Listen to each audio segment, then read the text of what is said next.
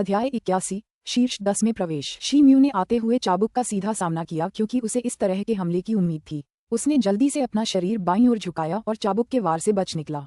फिर उसने अपने ब्लेड से एक ही सांस में 10 वार करके जवाबी हमला शुरू किया। हर वार से ठंडी रोशनी निकल रही थी और ब्लेड की परछाइयां बन रही थीं। ये 10 ब्लेड की परछाइयां रुआनजी की ओर गरज रही थीं। ये देखकर रुआनजी का चेहरा बदल गया, लेकिन उसके मन पर इसका कोई असर नहीं हुआ। उसने तुरंत अपनी कलाई हिलाकर जवाब दिया। उसका लंबा चाबुक हवा में लहराया और उसके शरीर के सामने एक काला जाल सा बन गया, मानो मकड़ी का जाला हो। काले चाबुक का जाल उसके शरीर की रक्षा के लिए एक ढाल का काम कर रहा था।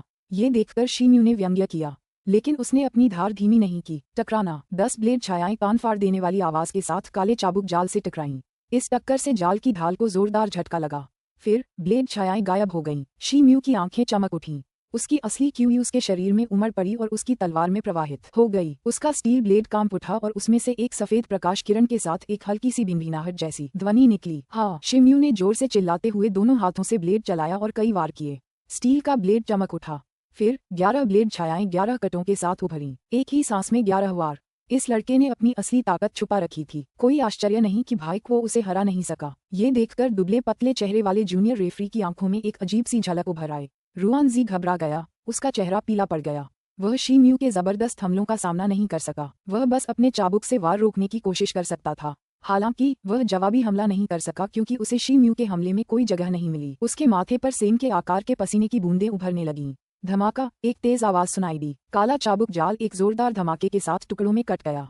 और तो और लंबा काला चाबुक कई टुकड़ों में टूट गया। रुआनजेड के हाथ में सिर्फ एक छोटा सा हैंडल बचा था। रुआनजी अभी सदमे से उबर भी नहीं पाया था कि 11 ब्लेडों की परछाइयों का एक और हमला उसकी ओर हुआ। अगर उसने तुरंत जवाब नहीं दिया होता तो उसका शरीर कई टुकड़ों में कट जाता। अचानक एक लंबा चौड़ा आदमी रुआनजेड के सामने प्रकट हुआ और हमले को रोकने लगा। वह रेफरी था, धंसे हुए गालों वाला एक कनिष्ठ शिष्य। उसने अपनी आस्तीन लहराई और ब्लेड की परछाई का मुकाबला करने के लिए उसके हाथ में एक छोटा चांदी का भाला प्रकट हुआ। भाले की नोक कांप उठी, मानो उसमें से एक अदृश्य वायुतरंग फूट पड़ी। 11 ब्लेडों वाली परछाइयां एक धीमी धमाक की आवाज के साथ परास्त हो गईं।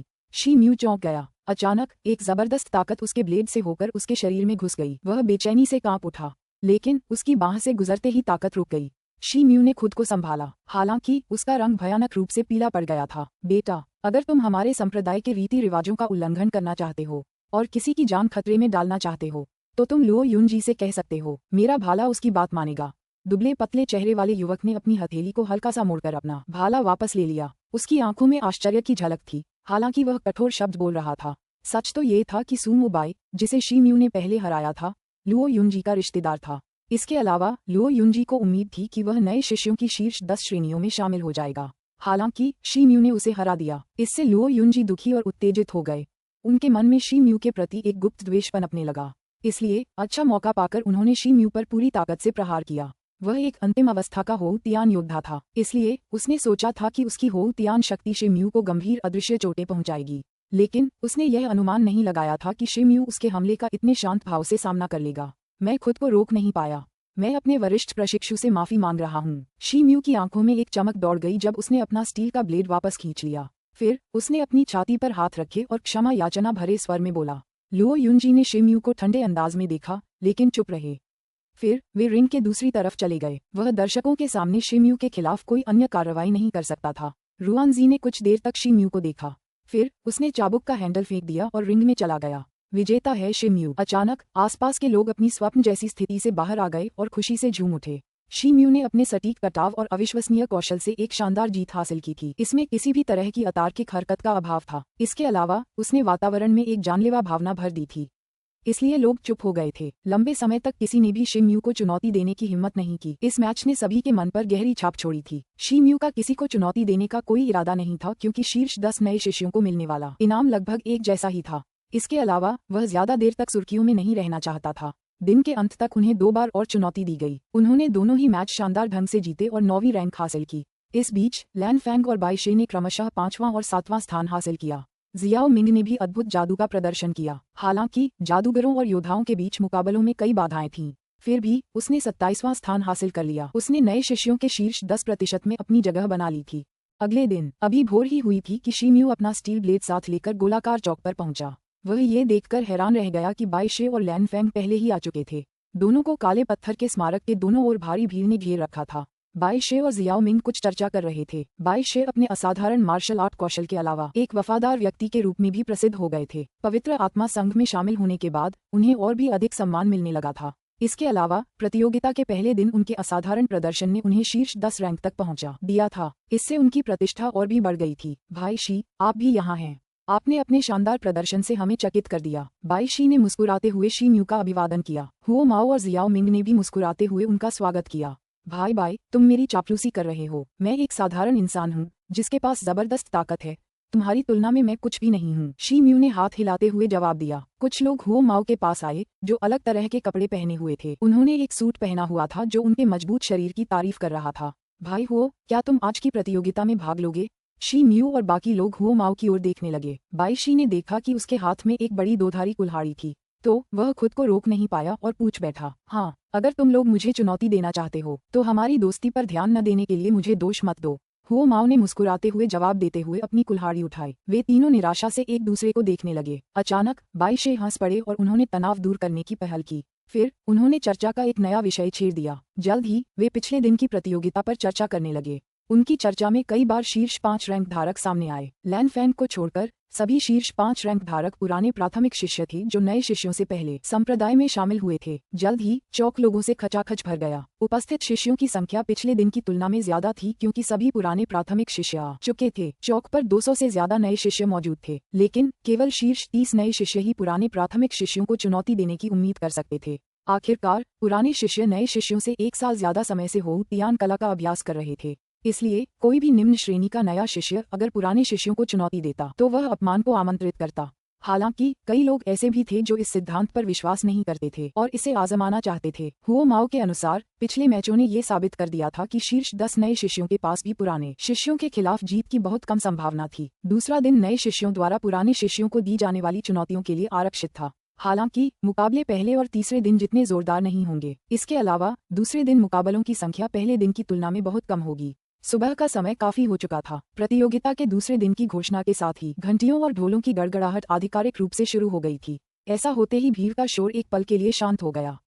फिर वे ऊंची आवाज में चिल्लाने लगे। अध्याय 82, करारी हार। 10 छल्लों में से हर एक पर एक पुराना शिष्य बैठा था, लेकिन कोई भी नया शिष्य उन्हें चुनौती देने की हिम्मत नहीं जुटा पा रहा था। इसलिए आसपास के लोगों का शोरगुल शांत हो गया था। चारों ओर सन्नाटा छा गया था। ये देखकर शी म्यू अचंभित रह गया। उसने कुछ पल पहले कई नए शिष्यों को देखा था जो लड़ने को बेताब थे। उनकी आंखें अपनी ताकत परखने की उत्सुकता से चमक रही थीं, लेकिन अब वे किसी साहसी व्यक्ति का इंतजार कर रहे थे जो किसी पुराने शिष्य को चुनौती दे ताकि वे अखाड़े में उतरने से पहले दूसरों की गलतियों से सीख सकें। बाई शे और जियाओ मिंग के चेहरों पर चिंता की लकीरें देखकर शी म्यू का दिल धड़क उठा। वह कुछ कहने ही वाला था कि तभी एक आवाज गूंजी, नए शिष्यों सुनो, अगर आधे घंटे के अंदर कोई भी पुराने शिष्य को चुनौती देने नहीं आया तो आज की प्रतियोगिता खत्म मानी जाएगी। किसी ने ध्यान नहीं दिया था कि कब एक सफेद बालों वाला बूढ़ा, झुकी हुई आंखों वाला, काले पत्थर के स्मारक के पास वाले चबूतरे पर प्रकट हुआ था। वही स्मारक जहां प्राथमिक शिष्यों के क्रम दर्ज थे। अब वह बैंगनी रंग की लकड़ी की कुर्सी पर सुस्ती से बैठा दिखाई दे रहा था। उसके हाथ में शराब की बोतल थी। उसकी आवाज तेज नहीं थी, लेकिन चौक में मौजूद हर कोई उसे सुन सकता था क्योंकि उसकी आवाज चारों दिशाओं में गूंज रही थी। उनके शब्द सुनकर श्रोतागण उत्साहित हो गए। नए शिष्यों की चर्चाओं और फुसफुसाहटों की मधुर ध्वनि चारों ओर फैल गई। हालांकि अधिकांश शोर पुराने शिष्यों की उपहासपूर्ण हंसी और उपहास से उत्पन्न हुआ था। मैं जाऊंगा। शी म्यू और अन्य नए शिष्यों के पास एक जोरदार चीख गूंजी। भीड़ में से एक व्यक्ति का साया उभर आया। उसकी बाहें किसी बड़े पक्षी के पंखों की तरह फैली हुई थीं। अचानक वह जमीन से उछला और हवा में तेजी से घूम गया। फिर वह रिंग के बीचों बीच जा गिरा। मेरा नाम कांग योंग है। मैं सीनियर जिंग हान, रैंक 1342 को चुनौती देना चाहता हूँ। उस व्यक्ति ने अपने हाथों को अपनी छाती पर रखते हुए जूनियर रेफरी की ओर देखा और सम्मानपूर्वक कहा। पुराने प्राथमिक शिष्यों की रैंकिंग सूची में 1342वां स्थान सबसे निचला था। आसपास के लोगों ने स्थिति को समझते हुए चर्चा शुरू कर दी। उनकी बकबक और फुसफुसाहट से एक बार फिर शोरगुल शुरू हो गया। शी म्यू ने उस युवक को गौर से देखा। उसकी आंखें चमकीली और सजीव थीं। उसका बलिष्ठ शरीर विस्फोटक शक्ति से धधक रहा था। वह कोई साधारण व्यक्ति नहीं लग रहा था। कांग योंग, ये नाम जाना पहचाना लग रहा है। शी म्यू को याद आया कि यह व्यक्ति पिछले दिन की प्रतियोगिता में 12वें स्थान पर था। उसे 9 स्टाइल विंड कैनन नामक मुक्केबाजी शैली में महारत हासिल थी। उसकी मुट्ठी हवा की तरह तेज थी और उसमें जबरदस्त विस्फोटक शक्ति थी। क्या जिंग हान यहाँ मौजूद है? चुनौती स्वीकार करने के लिए बाहर आओ। अगर तुम 3 की गिनती तक नहीं आए तो यह मैच रद्द कर दिया जाएगा। जूनियर रेफरी ने कांग योंग को परखा और ऊंची आवाज में घोषणा की। अचानक एक युवक भीड़ से उछलकर बाहर आया। उसके चेहरे पर एक भयंकर भाव था। वह हवा में उछला और रिंग में आ गिरा। वह अपने प्रतिद्वंद्वी से छोटा था। उसने कांग योंग को भयंकर नजरों से देखा। मैं सीनियर से अनुरोध करता हूँ कि वे मुझे कुछ निर्देश दें। कांग योंग का मजबूत शरीर और प्रभावशाली आभा उसके प्रतिद्वंद्वी के सामने फीकी लग रही थी। जिंग हान की आंखों की अशुभ चमक ने उसकी भव्यता को फीका कर दिया, जबकि उसकी दुर्भावनापूर्ण निगाहों ने कांग योंग की रीढ़ में सिहरन पैदा कर दी। इसलिए कांग योंग ने अपने हाथ छाती पर रखे और विनम्रता से अपनी चुनौती दोहराई। बहुत हो गई बकवास, अब चलो। बोलते हुए उस खूंखार युवक ने उसे घूर कर देखा। ये सुनते ही कांग योंग के दिमाग में खून दौड़ गया। उसने जोर से जमीन पर पैर पटके। तभी उसका कद चमक उठा और जिंग हान के पीछे प्रकट हो गया। उसके दाहिने हाथ में एक हरी रोशनी चमक उठी और वह गड़गड़ाया। जिंग हान की आंखों में एक तिरस्कार भरी नजर चमक उठी। उसने अपने प्रतिद्वंद्वी के हमले से बचने की कोशिश नहीं की, बल्कि उसने अपना शरीर घुमाकर उसका स्वागत किया। एक हरी और एक लाल किरण चमक उठी जब दोनों किरणें आपस में टकराईं। फिर किरणें बुझ गईं। टकराना। कांग योंग को हवा में उड़ते हुए एक धीमी सी धमाकों की आवाज सुनाई दी, मानो वह किसी पतंग की तरह उड़ गया हो। वह रिंग के बाहर फंस गया था। वह बेहोश था। उसका चेहरा पीला पड़ गया था। उसे बहुत गहरी चोटें लगी थीं। जिंग हान ने उसके हाथ थपथपाए और शांति से रिंग में चला गया। सब कुछ इतनी जल्दी हुआ था कि ज्यादातर नए शिष्यों को घटनाक्रम का पता ही नहीं चला। कई नए शिष्य ऐसे भी थे जो कांग योंग की तरह अपनी किस्मत आजमाना चाहते थे। हालांकि कांग योंग की हालत देखकर उनके मन से यह विचार गायब हो गया। शे म्यू का रंग भी काला पड़ गया। वह रिंग से दूर खड़ा था। हालांकि उसने मैच की हर छोटी बड़ी बात पर ध्यान दिया था। कांग योंग की हरकतें तेज थीं। उसकी मुक्का लगभग उसके प्रतिद्वंद्वी को लग ही गया था। हालांकि जिंग हान की असली क्यू बेहद गहरी थी, इसलिए उसकी अग्नि शैली की मुक्का की ताकत ने कांग योंग को हवा में उड़ा दिया था। जिंग हान का क्रूर आभामंडल अभी भी कायम था। भले ही वह रिंग में उतर चुका था, कुछ देर तक किसी ने भी किसी दूसरे पुराने शिष्य को चुनौती देने की हिम्मत नहीं की। शी म्यू अभी भी पिछले मुकाबले के बारे में सोच ही रहा था कि तभी उसने देखा कि बाई शी रिंग में उछल पड़ा। उसके चेहरे पर एक बड़ी सी मुस्कान थी। उसने गोंग चुन पेंग नाम के अपने पुराने शिष्य को चुनौती दी। वह व्यक्ति 1341वीं रैंक का था। काले वस्त्र पहने एक साधारण चेहरे वाला युवक बाई शे के सामने आया। उन्होंने औपचारिक रूप से एक दूसरे का अभिवादन किया। फिर मैच शुरू हुआ। बाई शे ने तुरंत ही अपनी हिंसक मुद्रा अपना ली। उसकी भुजाओं की मांसपेशियां फूल गईं और उसने अपने प्रतिद्वंदी पर मुक्कों की बौछार शुरू कर दी। उसकी मुट्ठियों से तेज और रुक रुक कर गड़गड़ाहट के साथ हवाएं निकल रही थीं। एक विस्तृत और हल्की सी लाल रोशनी बुदबुदा रही थी और हवा में चिलचिलाती गर्म हवाएं भर रही थीं। रिंग के पास खड़े लोगों ने अपने चेहरों पर एक जोशीली हवा महसूस की। शे म्यू की दृष्टि तीव्र हो गई। ऐसा लग रहा था कि पवित्र आत्मा संघ में शामिल होने के बाद बाई शे ने अपनी वास्तविक क्यूई को मजबूत कर लिया था। वह संभवतः ऑल यांग कला के एक उच्चतर स्तर पर पहुंच गया था। उसकी इस प्रगति का प्रमाण उसकी धधकती अग्नि मुट्ठी से मिलता है, क्योंकि वह एक हल्की सी लाल चमक में लिपटी हुई थी। हालांकि काले वस्त्र पहने युवक शांत और निश्चिंत दिख रहा था। बाई शे के हमले के दौरान वह स्थिर खड़ा रहा। फिर उसने अपना दाहिना हाथ उठाया। वह हल्के नीले रंग की हथेली की परछाई में बदल गया और चारों दिशाओं में फैल गया। उसकी हथेली ने बाई शे के हमले को रोक दिया। बाई शे ये देखकर चौंक गया। हालांकि उसकी भुजाओं की मांसपेशियां और भी मोटी हो गईं। फिर उसने अपनी मुट्ठियों की परछाइयों को चारों तरफ उछालना शुरू कर दिया। परछाइयों का आकार 3 इंच बढ़ गया था। उसके बाद उसकी मुट्ठियों की परछाइयों ने काले वस्त्रधारी युवक को उत्कट वायुतरंगों के समूह की तरह ढंक लिया। काले वस्त्र पहने युवक अंततः हिल गया। उसने तेजी से चक्कर लगाया। अचानक एक नीला चक्रवात उभरा और आसपास की मुट्ठी सी परछाइयों को कुचल दिया। फिर उसकी आकृति 3 परछाइयों में बट गई, जो बाई शे पर टूट पड़ी। अचानक बाई शे की आंखों के सामने कुछ कौंधा। उसने देखा कि काले वस्त्र पहने एक युवक उसके सामने खड़ा है। उसने झट से अपनी बाहें ऊपर उठाकर अपनी छाती, पेट और अन्य महत्वपूर्ण अंगों को ढक लिया। लेकिन उसकी सारी कोशिशें बेकार गईं, क्योंकि एक विशाल नीले रंग की हथेली, जो स्टील जैसी सख्त थी, उसके शरीर पर उकेर दी गई। धमाका! एक तेज आवाज गूंजी। ऐसा लग रहा था मानो कोई विशाल पर्वत जैसी शक्ति उमड़ पड़ी हो। हमले की क्रूर ताकत के कारण बाई शे की भुजाएं सुन्न हो गई थीं। वह सांस नहीं ले पा रहा था। फिर भी काले वस्त्र पहने युवक नहीं रुका। जैसे ही उसने अपना दाहिना पैर बाई शे की छाती में घुसाया, उसका काला शरीर चमक उठा, मानो कोई लंबा भाला हो। बाई शे को उल्टी आने लगी और उसका शरीर कांपने लगा। वह किसी घिसी हुई बोरी की तरह हवा में उछल गया। रिंग के बाहर सब लोग स्तब्ध थे। अचानक जियाओ मिंग उछला और बाई शे को हवा में ही पकड़ लिया। वह जोरदार जोर से जमीन पर गिरा। दरअसल खुद को संभालने से पहले उसे 3 कदम पीछे हटना पड़ा। ये सब कुछ क्षण भर में घटित हो गया। हालांकि यह एक लंबी प्रक्रिया लग रही थी। नए शिष्यों ने बस बाई शे को मुट्ठियों की परछाइयां हर तरफ फेंकते हुए और काले वस्त्र पहने युवक की आकृति को चमकते हुए देखा था। और फिर बाई शे अपने पैर के जोर से उड़ रहा था। वे चकित और डरे हुए थे। वे आपस में चर्चा करने लगे। बाई शे जियाओ मिंग के सहारे पालथी मारकर बैठ गया। उसने आंखें बंद कर लीं और एक पल के लिए आराम किया। धीरे धीरे उसका रंग सामान्य हो गया। भाई बाई, क्या आप ठीक हैं? शी म्यू उसके पास गया और उसकी छाती पर बने भयानक पैरों के निशान को देखा। फिर उसने गरिमापूर्ण स्वर में पूछा। बाई शे ने धीरे से अपनी आंखें खोलीं। उसने सिर हिलाया और शी म्यू की तरफ एक कड़वी मुस्कान बिखेरी। अचानक शी म्यू को एक जानी पहचानी आकृति दिखाई दी। बाई शी और जियाओ मिंग भी उसी दिशा में देख रहे थे। तीनों ने एक साथ मुड़कर उस आकृति को देखा। उन्होंने लैन फैंग को दूर एक रिंग में खड़ा पाया। उसने अपनी प्रतिद्वंदी चुन ली थी। वह गुलाबी कपड़ों में एक सुंदर लड़की थी। उसकी प्रतिद्वंदी भी रिंग में खड़ी थी, ठीक उसके सामने। अध्याय 83। जब्त। गुलाबी पोशाक वाली लड़की की चाल तेज थी। वह रिंग में किसी साए की तरह आगे पीछे घूम रही थी, पीछे धुंधली गुलाबी छवियां छोड़ रही थी। लैन फैंग को अपनी जबरदस्त गति पर गर्व था। हालांकि उसकी प्रतिद्वंदी की चाल की गति के आगे ये गति नगण्य लग रही थी। सबको अंदाजा था कि लैन फैंग 2 ही चालों में हार जाएगा। लेकिन अचानक चौक में घंटियों की झंझनाहट की एक तीखी आवाज गूंज उठी। गुलाबी पोशाक वाली लड़की उसे सुनते ही पीली पड़ गई और उसकी चाल धीमी पड़ गई। शी म्यू और बाई शी ने एक दूसरे को देखा। वे जानते थे कि लैन फैंग ने अपने रक्त की शक्ति का सहारा लिया था। गुलाबी पोशाक वाली लड़की ने खर्राटे लिए और अपना हाथ हिलाया। अचानक उसके हाथ में कई रक्त लाल कागज के ताबीज दिखाई दिए। फिर वे लाल रोशनी की एक परत में बदल गए। इस लाल रोशनी ने उसके पूरे शरीर को ढक लिया और उसका शरीर धुंधला सा दिखने लगा। अंततः वह एक हल्की गुलाबी परछाई में बदल गई और लैन फैंग के पास से गुजर गई। प्लॉप! एक तेज आवाज सुनाई दी। लैन फैंग को बेहोशी की हालत में जमीन पर पड़ा देखा जा सकता था। ये देखकर शी म्यू ने अपना सिर हिलाया। उसकी आंखें अनिश्चित तरीके से झपकने लगीं। नए और पुराने शिष्यों की होंग तियान कला साधना में बस कुछ ही महीनों का अंतर था। यह उनके बीच इतना बड़ा अंतर कैसे पैदा कर सकता है?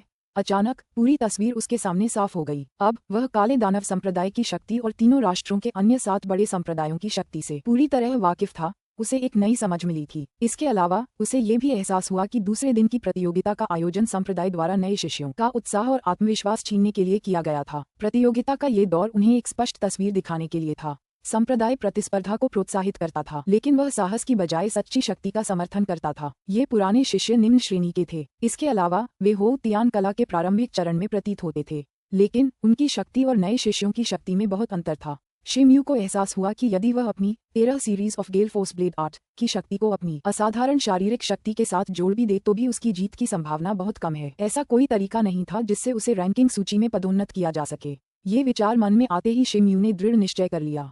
फिर 3 नए शिष्यों ने अपनी चुनौतियां शुरू की और पुराने शिष्यों से जल्दी जल्दी हार गए। हालांकि उनमें से एक लगभग बराबरी पर था, लेकिन वह मैच हार गया क्योंकि उसकी वास्तविक क्यूई पुराने शिष्य की क्यूई से कम थी। नए शिष्यों के चेहरे पर निराशा के भाव थे, लेकिन ये देखकर उनका उत्साह बढ़ गया। उन्होंने और भी चुनौतियां शुरू कर दी, इतनी कि 4 वलियों में एक साथ 4 चुनौतियां हो रही थीं। जियाओ मिंग भी अपनी उत्सुकता को दबा नहीं सका। उसने शी म्यू और बाई शी पर एक अर्थपूर्ण नजर डाली और पास के रिंग की ओर बढ़ गया। वह कुछ कदम दौड़ा, फिर आसमान में उछलकर चेहरे पर दृढ़ निश्चय लिए अखाड़े में उतरा। उसके बाद उसने उस शिष्य का नाम बताया जिसे वह चुनौती देना चाहता था। वह 1300वीं रैंक वाला था। एक मोटा ताजा युवक रिंग में आया। ये देखकर शी म्यू की आंखें चमक उठीं। भाई, क्या भाई जियाओ हमारे संप्रदाय के पंजीकृत जादूगर व्यवसायी हैं? उसने अपना सिर घुमाया और बाई शी से पूछा। हाँ, उसने परीक्षा दी और पास हो गया। जादू के हॉल में उसे अग्नि तत्व प्रेरण बल में 3 डिग्री का पता चला, बाई शी ने उत्तर दिया। ये सुनते ही शी म्यू ने सिर हिलाया।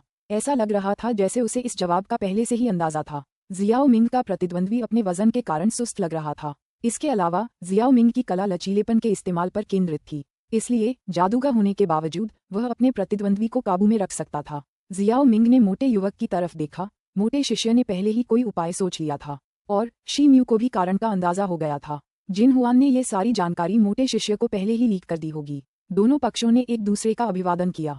फिर मुकाबला शुरू हुआ। जियाओ मिंग की नजर अपने प्रतिद्वंदी की हरकतों पर टिकी थी। इसी बीच उसने मंत्र बुदबुदाना शुरू कर दिया। इससे उसके शरीर में जादुई शक्तियां जागृत हो गईं और वे एक रहस्यमयी रूप धारण करने लगीं। फिर उसके शरीर से एक झुलसा देने वाली गर्म हवा का झोंका निकला और लहरों की तरह फैल गया। जादूगर! भीड़ में से किसी ने घबराकर आवाज लगाई। मोटे युवक का रंग बदल गया। उसकी आंखों में एक सख्त भाव चमक उठा और उसने क्रूरता से जमीन पर पैर पटका। धमाके से पूरा अंगूठा जोर की आवाज के साथ कंपनित हो गया। वह जोर से हवा में उछला और उल्कापिंड की तरह जियाओ मिंग पर झपटा। उसने अपनी मुठियां आगे की ओर पटकी। दोनों मुठियां एक साथ पीली रोशनी की चमक के साथ 2 विशाल मुठियां फूटी। ऐसा लगा मानो 2 महापाषाण किसी विशाल पर्वत से लुढ़क रहे हों।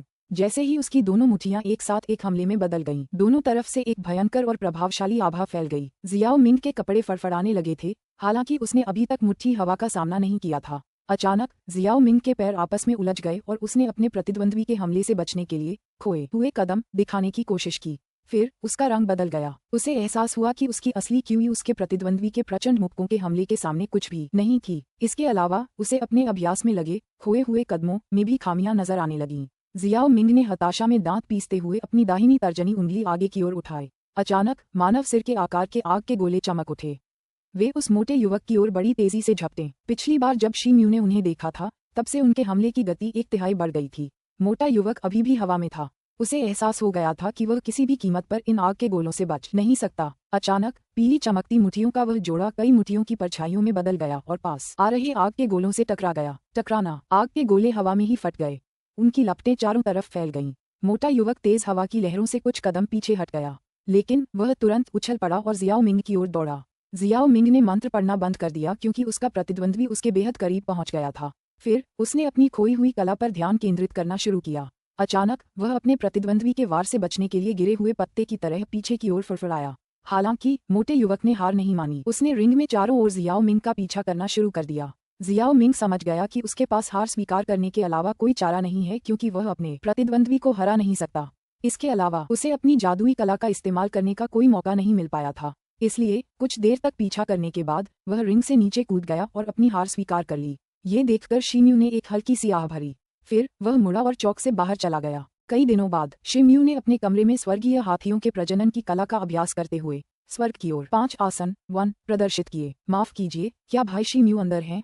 मैं त्रैमासिक प्रतियोगिता का इनाम देने आया हूँ। उनके दरवाजे पर कुछ देर तक लगातार दस्तक हुई।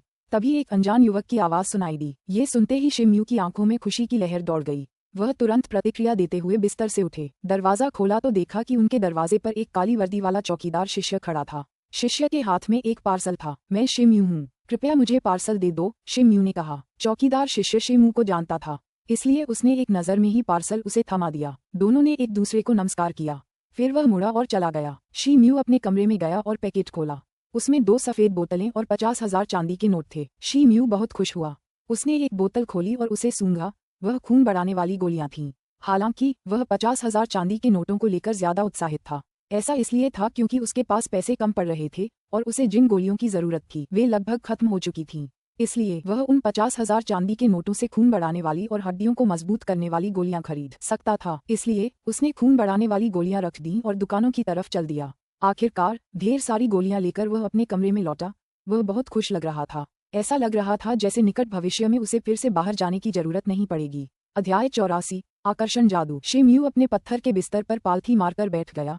उसकी आंखों में झिझक का भाव था। उसे एहसास हो गया था कि अगर उसकी मौजूदा साधना की खपत दर पर गौर किया जाए तो उसे अभी अभी मिले 50,000 चांदी के सिक्के बाल्टी में एक बूंद के समान थे। इसके अलावा जैसे जैसे वह अपनी संबंधित कला में आगे बढ़ता जाएगा, खपत दर भी बढ़ती जाएगी। इसलिए अब समय आ गया था कि वह जनरल लाइब्रेरी से प्राप्त आकर्षण और सूत्र जादू की किताबों का अध्ययन करे। शी-म्यू ने अपना दाहिना हाथ पलटा और एक जेड स्लिप निकाली जिसमें चार्म मैजिक आर्ट था। उसने उसे अपने माथे पर लगाया। अचानक उसके दिमाग में कई अक्षर तैरने लगे। थोड़ी देर बाद उन्होंने लंबी सांस छोड़ते हुए जेड स्लिप नीचे रख दी। फिर उन्होंने चांदी के रंग की जेड स्लिप निकाली जिस पर सूत्र कला का व्यापक परिचय लिखा था और ध्यान के माध्यम से उसका अध्ययन करने लगे। कुछ समय बाद उसने दोनों कलाओं का अध्ययन पूरा कर लिया। उसे एहसास हुआ कि मास्टर जू सही थे। सूत्र और आकर्षण कला एक दूसरे से बहुत गहराई से जुड़े हुए थे। ये कहा जा सकता है कि आकर्षण जादू सूत्र जादू का एक लघु रूप था। इसके अलावा फॉर्मूला मैजिक की तुलना में चार्म मैजिक काफी सरल था। हालांकि ये फॉर्मूला मैजिक जितना शक्तिशाली नहीं था, फिर भी इसके 2 फायदे थे। इसे ले जाना आसान था और इसे जल्दी से इस्तेमाल किया जा सकता था। इसके अलावा इसमें जादुई शक्ति का बहुत कम इस्तेमाल होता था और यह कई तरह के लाभ दिखा सकता था। फॉर्मूला मैजिक आर्ट कागज का ताबीज बनाने की प्रक्रिया की तुलना में सरल प्रतीत होता है। एक जादूगर को प्रारंभिक स्तर का कागज का ताबीज बनाने के लिए निरंतर अभ्यास सत्रों से गुजरना पड़ता है। कागज पर ताबीज बनाना एक गहन मार्ग था जिस पर एक जादूगर को चलना होता था। शी-म्यू ने अपनी थोड़ी पकड़ ली और विचार करने लगा क्योंकि उसे एहसास हुआ कि आकर्षण और सूत्र जादू कला एक दूसरे से निकटता से संबंधित थे। शी-म्यू ने अपनी साधना सरलतम कला आकर्षण जादू से शुरू करने का निश्चय किया। आकर्षण जादू कला में पारंगत होने के बाद वह सूत्र कला का अभ्यास करने लगे। अब उसकी उलझन दूर हो गई थी क्योंकि वह आखिरकार एक निर्णय पर पहुंच गया था। इसलिए उसने चांदी के रंग की जेड पर्ची को एक तरफ रख दिया और आकर्षण जादू की पवित्र पुस्तक का अध्ययन शुरू कर दिया। इस कला का पहला भाग आकर्षण जादू का परिचय था। इस प्राचीन ग्रंथ के अनुसार आकर्षण भाषा एक प्रकार की दिव्य भाषा थी जिसमें स्वर्ग और पृथ्वी की शक्ति समाहित थी। इस भाषा का प्रत्येक अक्षर अपने भीतर एक सूक्ष्म सिद्धांत की शक्ति समेटे हुए था। एक साधारण पैटर्न से लेकर एक जटिल जादुई मुहर तक सब कुछ आकर्षण भाषा के मूल आधार पर आधारित था। इसलिए कागज का आकर्षण बनाने के लिए व्यक्ति को स्वयं ही एक आकर्षण चरित्र को समझने और चित्रित करने में सक्षम होना चाहिए। दिलचस्प बात यह है कि सभी आकर्षण चरित्र मूल 5 तत्वों से उत्पन्न हुए हैं। इसलिए विभिन्न संयोजनों से गुजरकर जटिल कागज के आकर्षण बनाए जा सकते हैं। बशर्ते कि व्यक्ति मूल 5 तत्वों के आकर्षण चरित्रों को समझ सके। शीमू को ये पढ़कर बेचैनी हुई कि जादू की भाषा को समझना बेहद मुश्किल है, इसलिए बहुत कम लोग ही जादू के जादूगर बनना चाहते थे। कई लोग कई वर्षों तक कठिन साधना प्रक्रिया के माध्यम से जादू के पात्रों का अभ्यास और सीखने के बाद भी 5 तत्वों का एक भी पात्र नहीं बना पाए। अंततः सभी ने हार मान ली। यह विचार मन में आते ही शिमयू का चेहरा पीला पड़ गया। हालांकि वह इसे छोड़ नहीं सकते थे क्योंकि उन्होंने जादूगर बनने का विकल्प चुना था और इस कला से संबंधित पुस्तकें खरीदने के लिए उन्होंने भारी मात्रा में संसाधन खर्च किए थे। उसकी आंखों में एक दृढ़ भाव झलक उठा। वह पालथी मारकर बैठ गया। फिर उसने एक गहरी सांस ली और अपने मन को संभाला। जैसे जैसे उसकी सांसें धीमी होती गईं, उसके मन में एक ठंडी लहर दौड़ गई। फिर उसने चेहरे पर गरिमापूर्ण भाव लिए हुए जेड स्लिप उठाई। वह प्राचीन पुस्तक के पहले 5 मूल तत्वों के आकर्षण वर्णन को सीखने के लिए तैयार लग रहा था। The secret book of magical charms नामक पुस्तक में सैकड़ों बुनियादी आकर्षण वर्ण दर्ज थे। शिमयू एक नौसिखिया था, इसलिए उसने सबसे सरल वर्ण चुना जिसमें कुछ ही स्ट्रोक थे।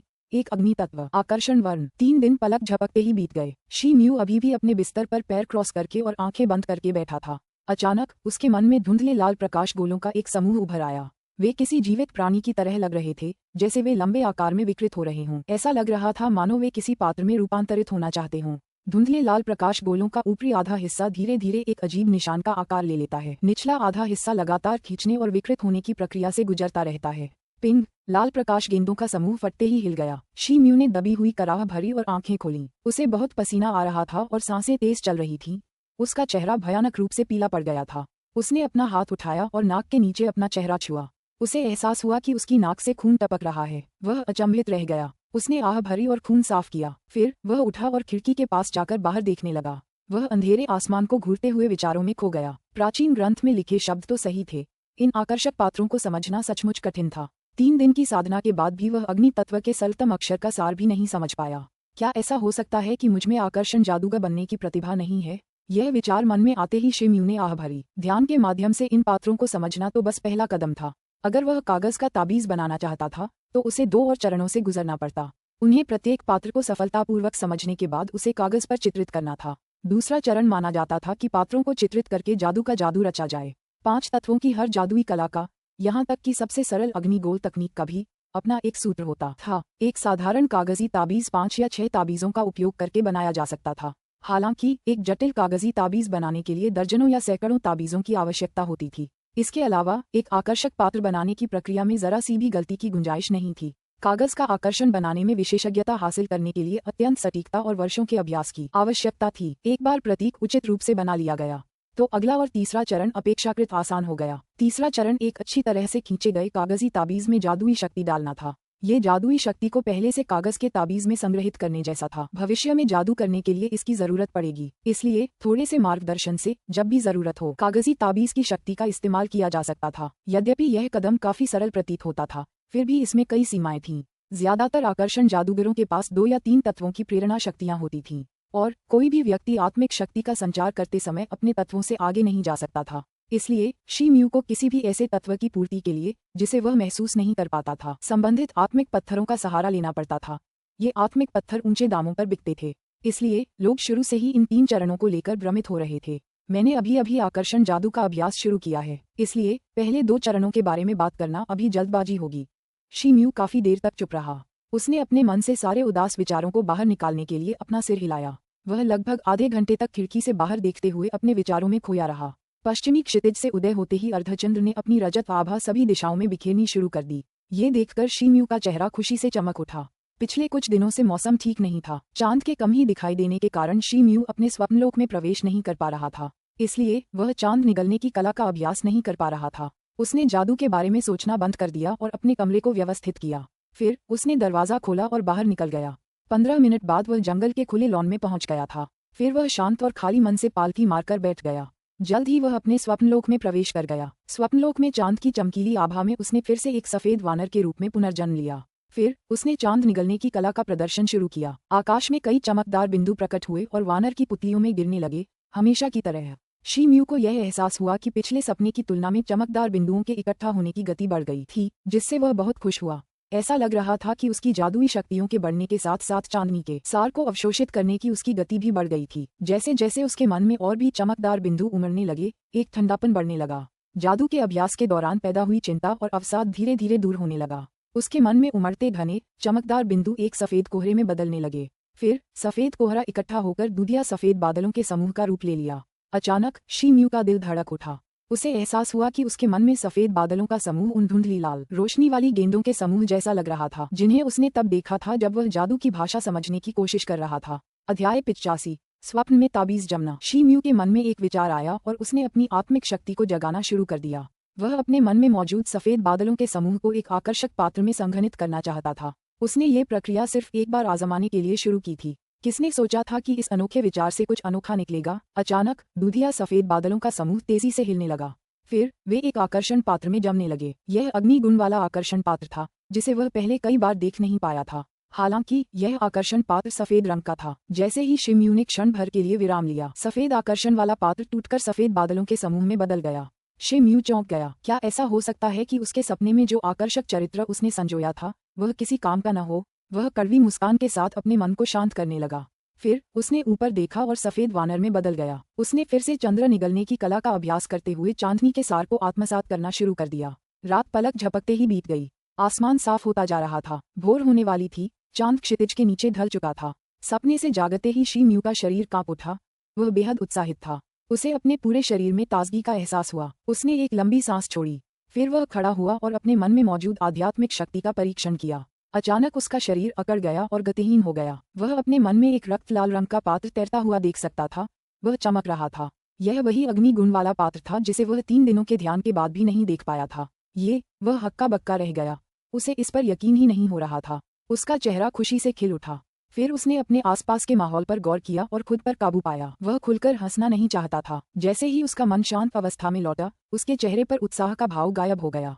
सफेद बंदर की स्वप्न भूमि उसकी कल्पना से कहीं आगे निकल गई थी। उसने सुबह की ओस को अपने शरीर से झाड़ा और फिर अपने घर की ओर चल पड़ा। कई दिनों बाद शी म्यू खुशी से झूमते हुए चौक पर पहुंचा।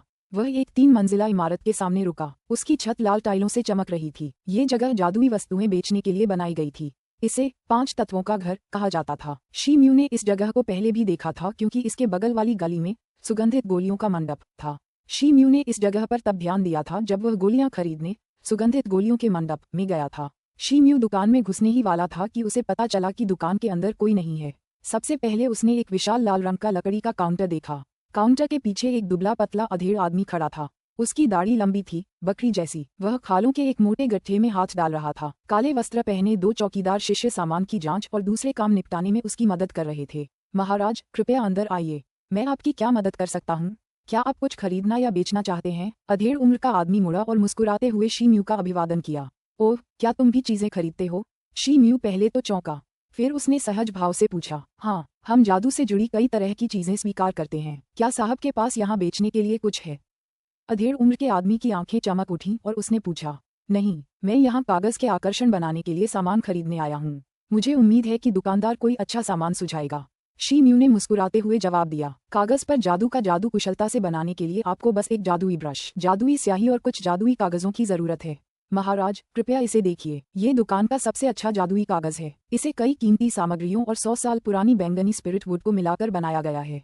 ये जादुई स्याही को कुशलता से सोख लेता है। दरअसल ये कागज के जादू की ताकत को और भी बढ़ा सकता है, अधेड़ उम्र के व्यक्ति ने समझाया। इसी बीच उसने अपने पीछे रखी शेल्फ से जादुई कागज का एक बंडल निकाला। अचानक हवा एक अनोखी खुशबू से भर गई। इस आकर्षक कागज की गड्डी की कीमत क्या है? शी म्यू ने पूछा। ज्यादा नहीं, सिर्फ 30,000 चांदी, आदमी ने बोलते हुए 3 उंगलियां फैला दी। शी म्यू इतनी अधिक कीमत सुनकर हैरान रह गया। हालांकि वह मन ही मन तैयार था। 100 पन्नों के जादुई कागजों की कीमत 30,000 चांदी थी। इसका मतलब था कि जादुई कागज के एक टुकड़े की कीमत 300 चांदी थी। तो फिर सबसे सस्ते कागज की कीमत क्या है? शी म्यू की भौहें सिकुड़ गईं जब उसने पूछा। 1,500 चांदी। ये सुनते ही उस आदमी की मुस्कान गायब हो गई। उसने कीमती कागज नीचे रख दिया और ठंडे स्वर में जवाब दिया, अच्छा, तो सबसे सस्ती स्याही और ब्रश की कीमत क्या होगी? शी म्यू ने मन ही मन हिसाब लगाया और पूछा। उनमें से प्रत्येक की कीमत 3,000 सिल्वर है। ठीक है, मैं इनका एक सेट खरीदना चाहता हूँ। शी म्यू ने दांत पीसते हुए अपनी छाती से 7,500 चांदी के नोट निकाले और उसे थमा दिए। अधेड़ उम्र के आदमी ने भावशून्य चेहरे के साथ नोट लिए। उसने एक नजर डाली और पास खड़े एक चौकीदार शिष्य की ओर हाथ हिलाया। आते ही उसने उसके कान में कुछ फुसफुसाए। फिर चौकीदार शिष्य मुड़ा और नोटों की गड्डी लेने चला गया।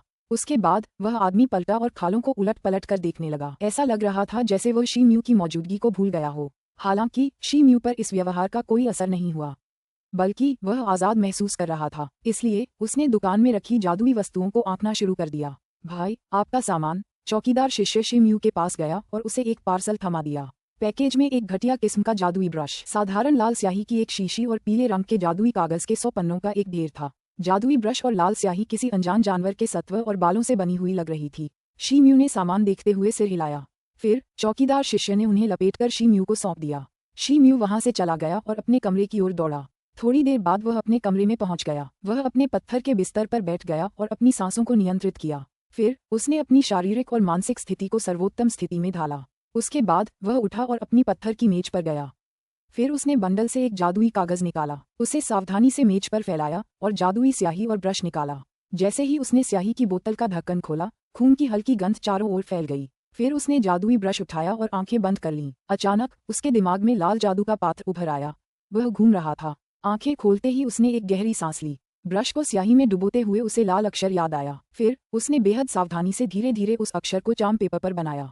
आकर्षक चरित्र को पूरा करने में उन्हें कुछ समय लगा। उन्होंने महसूस किया कि जब उन्होंने चरित्र का चित्र बनाना समाप्त किया तो वे पसीने से लथपथ हो गए थे। उसने कागज उठाते हुए आंखें सिकोड़ लीं। कुछ देर तक वह उसे ध्यान से देखता रहा। आखिरकार उसे यकीन हो गया कि उसने कोई गलती नहीं की है। उसे राहत मिली और वह शांत हो गया। फिर उसने अपनी दाहिनी तर्जनी उंगली कागज पर रखी। अचानक उसकी जादुई शक्तियां उसके दांतियन से उमड़ पड़ीं। फिर उसने the secret book of charm magic में दिए गए निर्देशों के अनुसार अपनी जादुई शक्तियां कागज के ताबीज में उंडेलनी शुरू कर दी। कागज पर कई चमकीले बिंदु उभरे और आपस में जुड़ गए। जैसे ही उसने अपनी जादुई शक्तियां उसमें डालनी शुरू की, जब उसने अपनी आखिरी जादुई शक्तियां उसमें डाल दी तो वह जादुई पात्र चकाचौंध हो गया। फिर वह किसी जीवित प्राणी की तरह छटपटाने लगा। सब कुछ ठीक ठाक चल रहा था। तो शिमयू ने ब्रश नीचे रखा और हाथ हिलाया। अचानक कागज का ताबीज उड़कर उसके हाथ में आ गया। फिर उसने कागज को रगड़ा और हवा में उछाल दिया। धमाका, एक जोरदार धमाका हुआ और कागज का ताबीज जल उठा। फिर सेम के आकार की चिंगारी फैल गई और पूरा कागज जल गया। उसने जो जादू उसमें डाला था वह अब प्रकट हो गया था। ये देखकर शिमयू का चेहरा खुशी से चमक उठा। हालांकि जल्द ही उनका चेहरा भावहीन हो गया। उसे एहसास हुआ कि यह तो बस एक मामूली उपलब्धि थी। आकर्षण पात्र तो बस एक बुनियादी अग्नि तत्व पात्र था। अगर वह उसे याद भी कर ले तो भी वह कोई उल्लेखनीय शक्ति प्रदर्शित नहीं कर सकता था। इसका इस्तेमाल सिर्फ आग जलाने के लिए ही किया जा सकता था। इसके अलावा the secret book of charm magic में कुछ बुनियादी वर्णों के अलावा 5 तत्वों के केवल कुछ प्राथमिक सूत्र ही शामिल थे। उसे एहसास हुआ कि जनरल लाइब्रेरी के मास्टर जो वाकई सही थे। उसे इस संप्रदाय के सभी शक्तिशाली सूत्र पवित्र आत्मा मंडप में मिल सकते थे, लेकिन बहुत ज्यादा दामों पर। उसने सिर हिलाया और सामान एक तरफ रख दिया।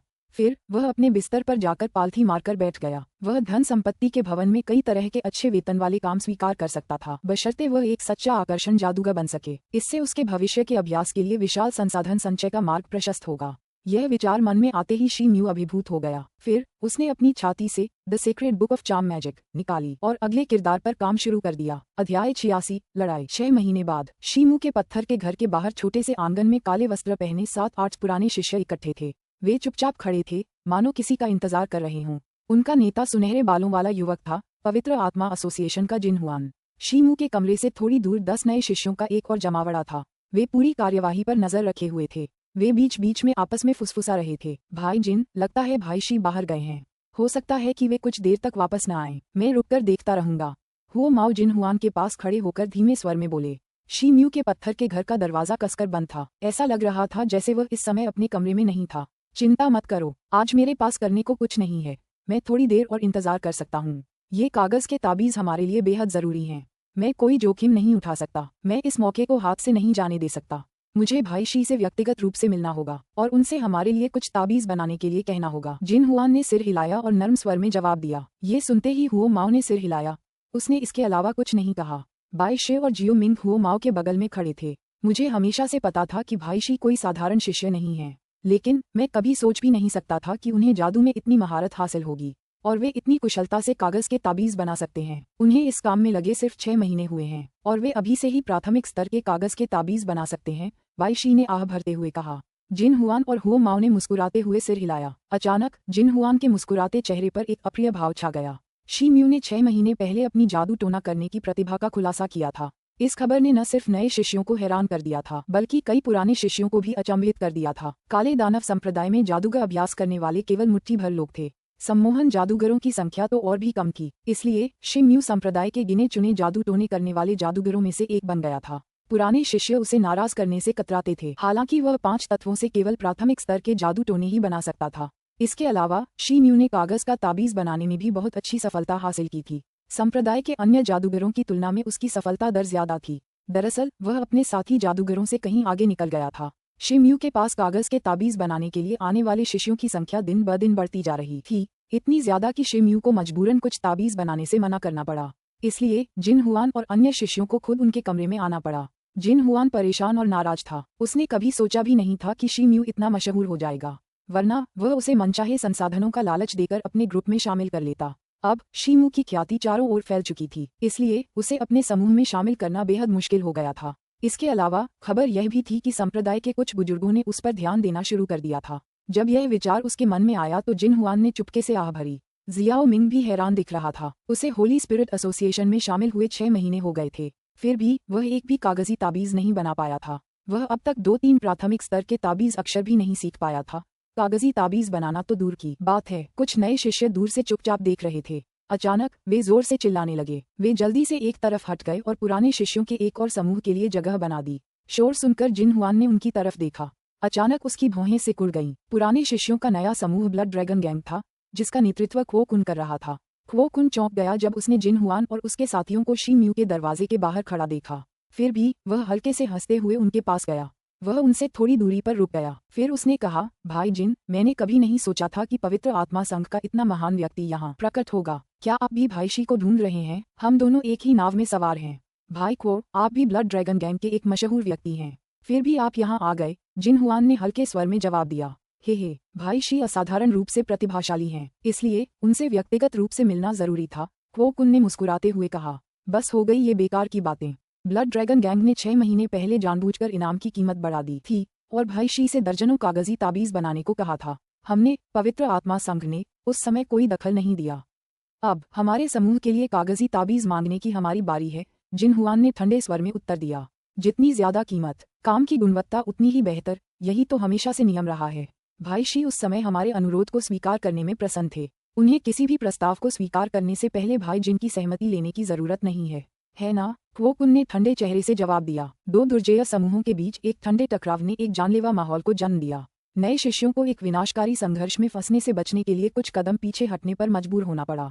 हालांकि उनके चेहरों पर एक अदम्य उत्साह की झलक बनी रही। वे इस मजेदार प्रक्रिया को देखते रहे। जिन हुआन का चेहरा और भी उदास हो गया। उसने चाकू जैसी तीखी आंखों से क्वो कुन को घूरा। क्या हुआ? भाई जिन के चेहरे को देखो। क्या तुम लड़ाई शुरू करना चाहते हो? क्वो कुन ने निडरता से अपनी छाती बाहर निकालते हुए कहा। मैंने सुना है कि भाई क्वो ने अभी भेड़िया और चांद कला नाम की एक तलवार कला चुनी है। मैं इस बारे में आपकी सलाह लेना चाहूंगा। यह एक संयोग है। आइए इस मौके का फायदा उठाएं और देखें कि हम में से बेहतर कौन है। क्या बात है, जो हार जाएगा वह भाई शी की तलाश छोड़ देगा। कहते हुए जिन हुआन की आंखों में एक ठंडी झलक उभरी। हाँ, भाई जिन, हम भाई शी से हमारे लिए कुछ कागजी ताबीज बनाने के लिए कहने आए हैं। हम घायल क्यों हों? अगर आप लड़ाई शुरू करना चाहते हैं तो यह मत भूलना कि वार्षिक प्रतियोगिता बस आने ही वाली है। आपको रिंग में मुझसे लड़ने के कई मौके मिलेंगे। क्वो कुन ये कहते हुए जोर से हंस पड़ा। उसने न तो सहमति दी और न ही असहमति। लगता है भाई क्वो मुझसे लड़ने से डर रहा है। मैं अब तुम्हें मजबूर नहीं करूंगा, लेकिन मैं ब्लड ड्रैगन गैंग से गुजारिश करता हूं कि वे तुरंत चले जाएं ताकि कोई नुकसान न हो। जिन हुआन ने चेतावनी देते हुए व्यंग्य किया। हालांकि वह मन ही मन खुद को लाचार महसूस कर रहा था। पवित्र आत्मा संघ एक कार्य में असफल रहा था। इससे उन्हें भारी आर्थिक नुकसान हुआ था। इसलिए अगर दोनों समूह आर्थिक क्षमता के मामले में प्रतिस्पर्धा करते तो वे ब्लड ड्रैगन गिरोह को हरा नहीं पाते। अन्यथा वह ऐसी भयानक योजना का सहारा लेने की संभावना नहीं रखता। जिन हुआन और उसके समूह के सदस्य उसकी बात खत्म होते ही मुस्कुरा उठे। उन्होंने ब्लड ड्रैगन गैंग की तरफ तिरस्कार भरी नजरों से देखा। अगर भाई जिन लड़ने में इतने ही इच्छुक हैं तो मैं तैयार हूँ। मेरी तलवार खून का स्वाद चखने के लिए बेताब है। क्वो कुन ने चारों ओर देखा। फिर उसने अपनी लंबी तलवार के हैंडल पर अपनी पकड़ मजबूत करते हुए एक क्रूर मुस्कान के साथ जवाब दिया। वह जानता था कि प्राथमिक शिष्यों की नज़र में उसकी स्थिति जिन हुआन से थोड़ी कम थी। इसके अलावा उसे अपने प्रतिद्वंद्वी को हराने का भरोसा नहीं था। हालांकि वह इतने सारे लोगों के सामने अपने समूह की प्रतिष्ठा से समझौता नहीं कर सकता था। इसलिए उसके पास एक ही विकल्प था कि वह कोशिश करे। उसे ये भी पता था कि पिछले 6 महीनों में उसने अपनी मार्शल आर्ट में जबरदस्त प्रगति की है। इसलिए भले ही वह अपने प्रतिद्वंदी को हरा न पाए, कम से कम इस मुकाबले को बराबरी पर लाने की कोशिश तो कर ही सकता था। उसे पूरा यकीन था कि वह ऐसा कर सकता है। जिन हुआन ने जबरदस्ती एक ठंडी मुस्कान दी और हाथ हिलाया। उसके पीछे खड़े लोग कुछ कदम पीछे हटने को मजबूर हो गए। इस बीच क्वो कुन के लोग भी दोनों विरोधियों के लिए जगह बनाने हेतु पीछे हट गए। शुआ, क्वो कुन ने सीटी की आवाज के साथ अपनी तलवार निकाली। तलवार आम तलवारों से आधा इंच लंबी थी। उसकी धार पर एक लाल निशान दिखाई दे रहा था। वह खून से सनी हुई लग रही थी, इतनी कि उसमें से उल्टी जैसी गंध आ रही थी। जिन हुआन ने कोई हरकत नहीं की। ऐसा लग रहा था जैसे वह किसी हथियार का इस्तेमाल करने का इरादा नहीं रखता था। इसे खाए। जिन हुआन को खाली हाथ देखकर क्वो कुन क्रोधित हो गया, मानो उसने उसे अपमानित किया हो। उसने अपनी लंबी तलवार लहराते हुए जोर से चिल्लाया। फिर उसने उसे जिन हुआन की ओर प्रचंड गति से फेंका, मानो विशाल यांगेजी नदी की धारा की गति हो। उसके पूरे शरीर से एक जानलेवा आभा निकल रही थी। अचानक तलवार की एक तान निकली। वह हवा को चीरती हुई भूतों की कराह जैसी वुवु ध्वनि के साथ उसके प्रतिद्वंद्वी की ओर बढ़ी। जिन हुआन की आंखें चमक उठीं। उसने जमीन पर पैर पटक दिए। उसके शरीर से एक शक्तिशाली आभा फूट पड़ी और एक धमाके की आवाज आई। अचानक उसकी आकृति चमकी और गायब हो गई। परिणामस्वरूप क्वो कुन की तलवार अपने निशाने से चूक गई। तभी उसे लगा कि कोई अशुभ चीज उसकी ओर बढ़ रही है। हालांकि वह कोई प्रतिक्रिया नहीं दे सका। अचानक उसके आसपास की हवा फट गई जब एक घने हल्के सुनहरे पैर ने उसे जोर से लात मारी। ऐसा लगा जैसे तारों का एक समूह उस पर टूट पड़ा हो। ये क्वो कुन की तलवार की गति से कहीं ज्यादा दमनकारी था। क्वो कुन का रंग बदल गया। फिर उसने अपनी तलवार चलाई। तलवार की लाल परछाइयां उभरी, जो एक विशाल भेड़िए की धुंधली छवि में बदल गईं। नोट्स 1. यांगेजी चीन की सबसे लंबी नदी है। दुनिया की तीसरी सबसे लंबी नदी। उपन्यास में अक्सर तुलना करने के लिए इस नदी का जिक्र किया गया है। अध्याय 87. क्यूई विस्फोट तकनीक। क्लैंक। धातुओं के टकराने की आवाजें चारों तरफ गूंज उठीं। जिन हुआन हवा में था। उसके पैर उसकी असली क्यूई की हल्की सुनहरी रोशनी की एक पतली परत में लिपटे हुए थे। इस सुनहरी रोशनी से ऐसा लग रहा था मानो उसके पैर लोहे के बने हों। क्वो कुन की लंबी तलवार से टकराने पर भी उन्हें कोई चोट नहीं आई। वे दोनों एक दर्जन से ज्यादा बार टकराए। वे इतनी तेज गति से आगे बढ़ रहे थे कि आसपास के शिष्य उन्हें साफ साफ देख नहीं पा रहे थे। जिन हुआन जोर से चिल्लाया और क्वो कुन की लंबी तलवार पर अपने पैरों से दबाव डाला। उसका शरीर हवा में उछला और क्वो कुन की ओर उंगली उठाते ही पलट गया। उंगली उठाने की क्रिया सुस्त और अप्रिय लग रही थी, लेकिन इससे एक गुप्त, उदास और भयावह एहसास हुआ। यह उस टायरेनिकल लेग टेक्निक से बिल्कुल अलग था जिसका उसने कुछ देर पहले इस्तेमाल किया था। पफ। क्वो कुन कोई उपाय नहीं सोच पाया। उसकी तलवार की परछाई उसे आती हुई उंगली से बचा नहीं पाए। उसके गाल पर कुछ इंच लंबा खून का धब्बा दिखाई दिया। घाव से खून बहता देख वह कुछ कदम पीछे हट गया। जिन हुआन ने अपने हाथ पीछे खींच लिए। फिर वह स्थिर होकर जमीन पर उतरा। प्रतिबद्धता का सम्मान करें। जिन हुआन मुस्कुराया और हल्के स्वर में बोला। क्वो कुन का रंग पीला पड़ गया। उसने धीरे से अपनी तलवार म्यान में डाल ली। उसने अपने चेहरे से खून के धब्बे नहीं पोंछे। वह जोर से गुर्राया। फिर वह मुड़ा और चला गया। ब्लड ड्रैगन गैंग के बाकी सदस्य भी जल्दी से उसके पीछे हो लिए। अचानक आसपास के शिष्य तालियां बजाने लगे। त्रैमासिक प्रतियोगिता में दो पुराने शिष्यों के बीच इतना शानदार मुकाबला देखने का उन्हें पहले कभी मौका नहीं मिला था। वे इस छोटी सी मगर रोमांचक लड़ाई से बेहद मंत्रमुग्ध थे। वरिष्ठ जिनकी गोल्डन एक्स लेग आर्ट और मैजिक मार्क फिंगर उत्कृष्ट थीं। शायद वह इन दोनों कलाओं में पराकाष्ठा पर पहुंच गए हैं, बाईशे ने सम्मानपूर्ण स्वर में कहा। हे, ये दोनों वो तियान स्तर की मार्शल आर्ट तकनीकें काफी गूढ़ हैं। मुझे एक छोटी सी सफलता मिली है, बस। जिन हुआन ने जवाब देते हुए अपना सिर हिलाया। वह खुश मूड में नहीं लग रहा था।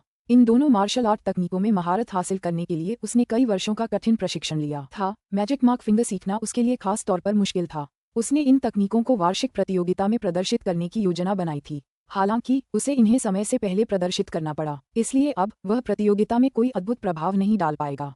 बाईशे और अन्य लोगों ने जिन हुआन के चेहरे पर उदासी देखी, इसलिए उन्होंने इस मामले को आगे नहीं बढ़ाया। वे कुछ देर और इंतजार करते रहे। आखिरकार पहाड़ी रास्ते से एक लंबे आदमी की आकृति आती हुई दिखाई दी।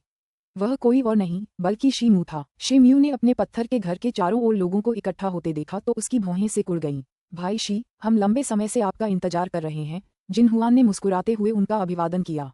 मैं कुछ काम से बाहर गया था।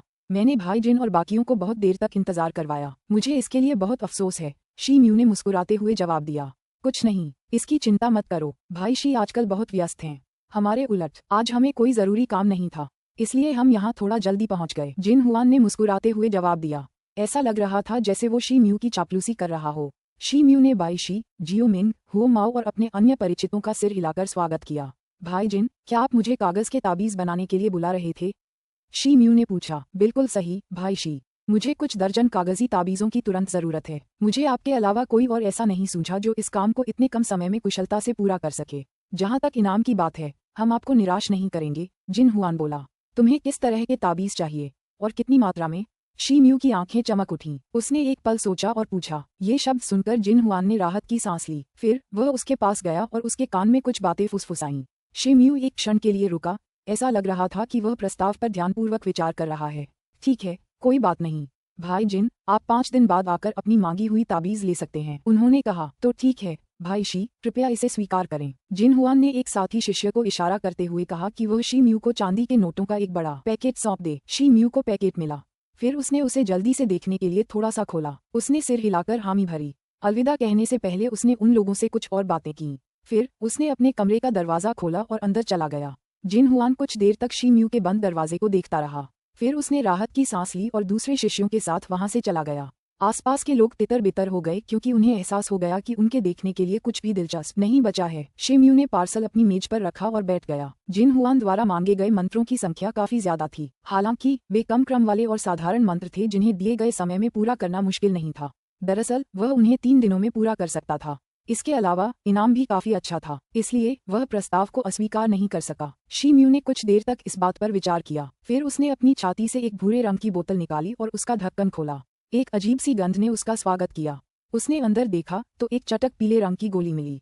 उसमें से हल्की पीली चमक निकल रही थी। वह ये गोली खरीदने के लिए बाहर गया था। पिछले 6 महीनों से वह पूरी एकाग्रता से जादू टोने का अभ्यास कर रहा था। हालांकि उसने मार्शल आर्ट के अभ्यास को भी नजरअंदाज नहीं किया था। उसने दूसरे शिष्यों के लिए कागज के ताबीज बनाकर काफी संसाधन जुटाए थे, इसलिए वह अपने अभ्यास को जारी रख पा रहा था। दरअसल उसने स्वर्गीय हाथियों के प्रजनन की कला के दूसरे चरण में सफलता हासिल कर ली थी।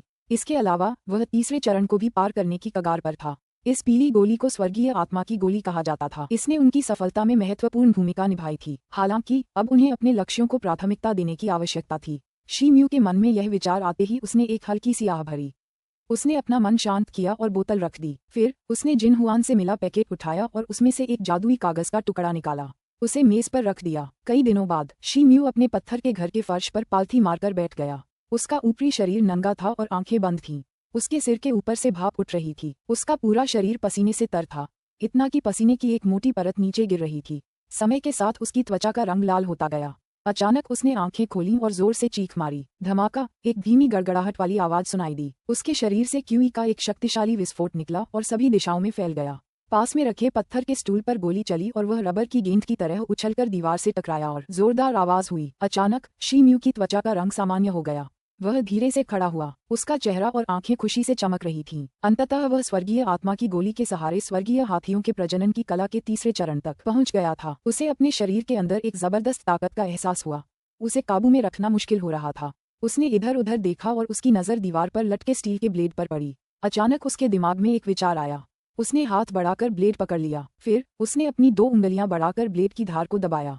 जैसे ही उसने ब्लेड की धार पर और दबाव डाला, उसके शरीर के भीतर की असली क्यूई उभर आए। अचानक ब्लेड की सतह पर एक गड्ढा दिखाई दिया। यह उसकी उंगलियों के पोरों का एक हल्का सा निशान था। शी म्यू ने अपनी भौहें सिकोड़ी। उसके चेहरे पर संतोष की चमक थी, लेकिन तभी उसके मन में एक विचार कौंधा और वह उस पर विचार करते हुए निश्चल रह गया। अचानक उसने अपना हाथ उठाया।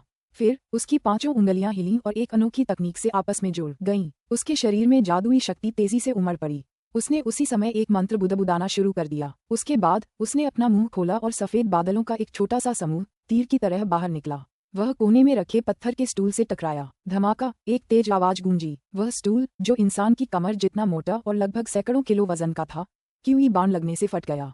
पत्थर के टुकड़े उसके कमरे में हर जगह बिखर गए। उसका कमरा फटने की आवाजों से भर गया। कुछ पत्थर के टुकड़े शी म्यू के चेहरे की ओर उड़े, लेकिन उसने अपना हाथ उठाया और पास आ रहे पत्थर के टुकड़ों को नीचे गिरा दिया। यह अद्भुत शक्ति जियाओ मिंग की अग्निगोला तकनीक से कहीं आगे निकल गई थी। इस तकनीक को आत्मिक शक्ति संचयन कला की क्यूई विस्फोट तकनीक कहा जाता था। शी म्यू ने पहले ही आत्मिक शक्ति संचय करने की कला के तीसरे चरण में सफलता प्राप्त कर ली थी, लेकिन वह अपनी जादुई कला को सबके सामने उजागर नहीं करना चाहता था। लोग उसे जादू की दुनिया में नौसिखिया समझते थे। उन्हें लगता था कि वह सिर्फ कागज के ताबीज बनाना ही जानता है। अब उसके पास इस नई अर्जित क्यूई विस्फोट कला के रूप में एक नया तुरुप का पत्ता था। असल लड़ाई में हवा का गोला छोड़ने में आमतौर पर थोड़ा समय लगता है, हालांकि ये फिर भी प्रतिद्वंद्वी को चौंका देता था। अध्याय 88 आंखों का आध्यात्मिक परिवर्तन। शी म्यू ने अपने कपड़े पहने। फिर वह मेज पर जाकर बैठ गया। उसके बाद उसने अपनी कमीज से एक चमकदार स्पिरिट स्टोन निकाला। उससे तेज नीली रोशनी निकल रही थी। उसने अपना सिर झुकाया और एक पल के लिए उसे गौर से देखा।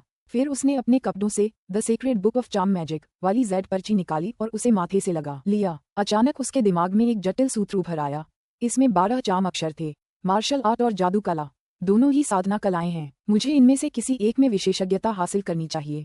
दूसरी एक गौण विषय होगी। खैर, चाहे वह मार्शल आर्ट हो या जादू कला, अगर कोई योद्धा किसी अड़चन में फंस जाता है तो वह दूसरी कला की ओर मुड़ जाता है। लेकिन मैं दूसरे शिष्यों से अलग हूँ क्योंकि मैं चंद्र निगलने की कला जानता हूँ। यह मेरे अभ्यास में सहायक हो सकती है। साथ ही जादू कला का अभ्यास करने में ज्यादा मेहनत नहीं लगती। इसका मतलब है कि मैं अपनी ताकत बढ़ा सकता हूँ और साथ ही मार्शल आर्ट का अभ्यास भी कर सकता हूँ। उन आक्रामक जादू कलाओं की तुलना में सूत्र कलाओं ने मेरी काफी मदद की। अब मुझे ये बॉडी लिफ्टिंग चार्म सफलतापूर्वक बनाना होगा।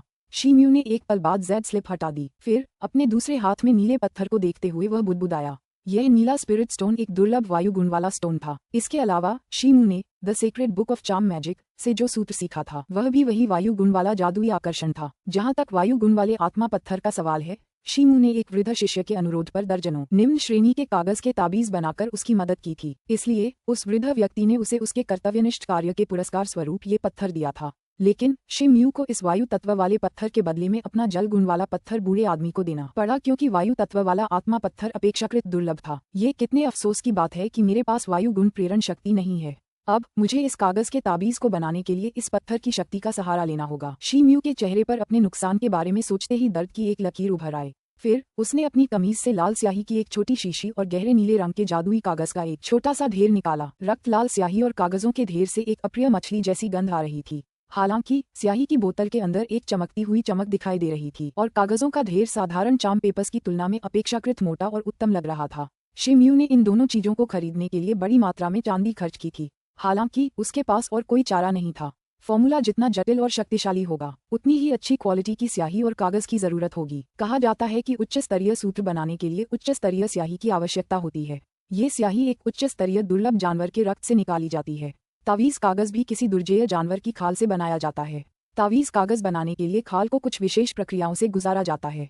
हालांकि शीम्यू को अभी इन उच्च गुणवत्ता वाली चीजों की जरूरत नहीं थी। गहरे नीले रंग का चार्म पेपर उसके लिए काफी था। उसने सामान मेज पर फैला दिया। फिर कुछ गहरी सांसें लीं और खुद को शांत किया। फिर उसने ब्रश उठाया और उसे स्याही में भिगोया। उसने आंखें बंद कीं और फिर अचानक खोल दीं। एक आश्चर्यजनक बात घटित हुई। अचानक शीम्यू की पुतलियां अपने मूल आकार से दोगुनी हो गईं। वे एक जोड़ी हल्के सुनहरे रंग की पुतलियों में बदल गईं। हथेली के आकार का वह कागज का टुकड़ा उसकी नजरों में मेज के आकार का हो गया था। उस आकर्षक कागज की बारीक बनावट, जो नंगी आंखों से नहीं देखी जा सकती थी, केचुए के आकार जितनी दिखाई देने लगी थी। ये कहा जा सकता था कि वह उसके छोटे छोटे कण भी देख सकता था। उनकी दृष्टि में परिवर्तन आत्मिक शक्ति संचय कला के अभ्यास के बाद शुरू हुआ था। 6 महीने पहले जब उसने इस कला का अभ्यास शुरू किया था तब उसकी आंखों की रोशनी में जबरदस्त सुधार हुआ था। हालांकि शुरुआत में उसने इस पर ज्यादा ध्यान नहीं दिया था, लेकिन उसे एहसास हुआ कि कला के दूसरे चरण में पहुंचने के साथ ही उसकी आंखों में एक अजीब बदलाव आया है। अब अगर वह अपनी जादुई शक्ति से उसकी आंखों की पुतलियां फोड़ दे तो वे हल्के सुनहरे रंग की 2 पुतलियां बन जाएंगी। इस उत्परिवर्तन ने उसकी दृष्टि को अविश्वसनीय रूप से मजबूत कर दिया था। इसके अलावा इसने उसे अपनी आंखों को अपनी इच्छानुसार आवर्धक लेंस में बदलने की असाधारण क्षमता प्रदान की थी। इसलिए वह जिन चीजों को करीब से देखना चाहता था उन्हें बड़ा करके देख सकता था। वह किसी भी चीज को उसके मूल आकार से दर्जनों गुना ज्यादा बड़ा कर सकता था। जब उन्हें इस क्षमता का पता चला तो वे हैरान और डरे हुए थे, लेकिन फिर उन्हें एहसास हुआ कि इस क्षमता का उपयोग कागज पर प्रभावशाली तरीके से चित्र बनाने के लिए किया जा सकता है। कागज के आकर्षण की सफलता मुख्य रूप से चित्रांकन की सटीकता से निर्धारित होती थी। आकर्षण के पात्रों को सटीक रूप से खींचा जाना चाहिए, उन्हें सही स्थानों पर रखा जाना चाहिए और जादू के पैटर्न को आधिकारिक पुस्तक के अनुसार बनाया जाना चाहिए। आकर्षण जादू में आकर्षण पात्र स्वतंत्र नहीं थे, वे एक दूसरे से जुड़े हुए थे। इसलिए एक आकर्षण जादूगर को आमतौर पर एक कागजी आकर्षण बनाने में काफी समय लगता था, क्योंकि एक छोटी सी भी गलती पूरे कागजी आकर्षण को बर्बाद कर सकती थी। हालांकि शीम्यू अपनी असाधारण दृष्टि की मदद से चीजों को बड़ा करके अत्यंत सटीकता और सटीक नियंत्रण के साथ एक जादुई पात्र का चित्र बना सकता था। इस क्षमता के बल पर उसने साधारण जादुई जादूगरों को भी पीछे छोड़ दिया था। प्रत्येक आकर्षण जादूगर के पास एक अलग प्रकार का आध्यात्मिक ज्ञान और जादुई शक्ति थी, यहाँ तक कि उनके तत्व प्रेरण बल भी एक दूसरे से भिन्न थे। इसलिए आकर्षण जादू की उनकी समझ भी अलग अलग थी, भले ही वे एक ही प्रकार का आकर्षण प्रतीक बनाते थे। इसका मतलब था कि शीम्यू the secret book of charm magic में दिए गए जादुई मंत्र की सीधे नकल नहीं कर सकता था। उसे पहले एक जादुई मंत्र बनाना होगा, उसके बाद वह अपनी दृष्टि की आवर्धन क्षमता की मदद से जादुई मंत्र की एक सटीक प्रति सफलतापूर्वक बना सकेगा। उच्च श्रेणी के ताबीज बनाना उसके लिए अभी भी एक चुनौती था, लेकिन निम्न श्रेणी के ताबीज बनाने में उसने 80 से 90% तक सटीकता हासिल कर ली थी। इससे वह बेहद उत्साहित था। दूसरे जादू के जादूगर दर्जनों कोशिशों के बाद ही कागजी जादू बना पाते थे, लेकिन शीम्यू का मामला अलग था। इसलिए पिछले 6 महीनों में वह भारी मात्रा में संसाधन अर्जित करने में कामयाब रहा था।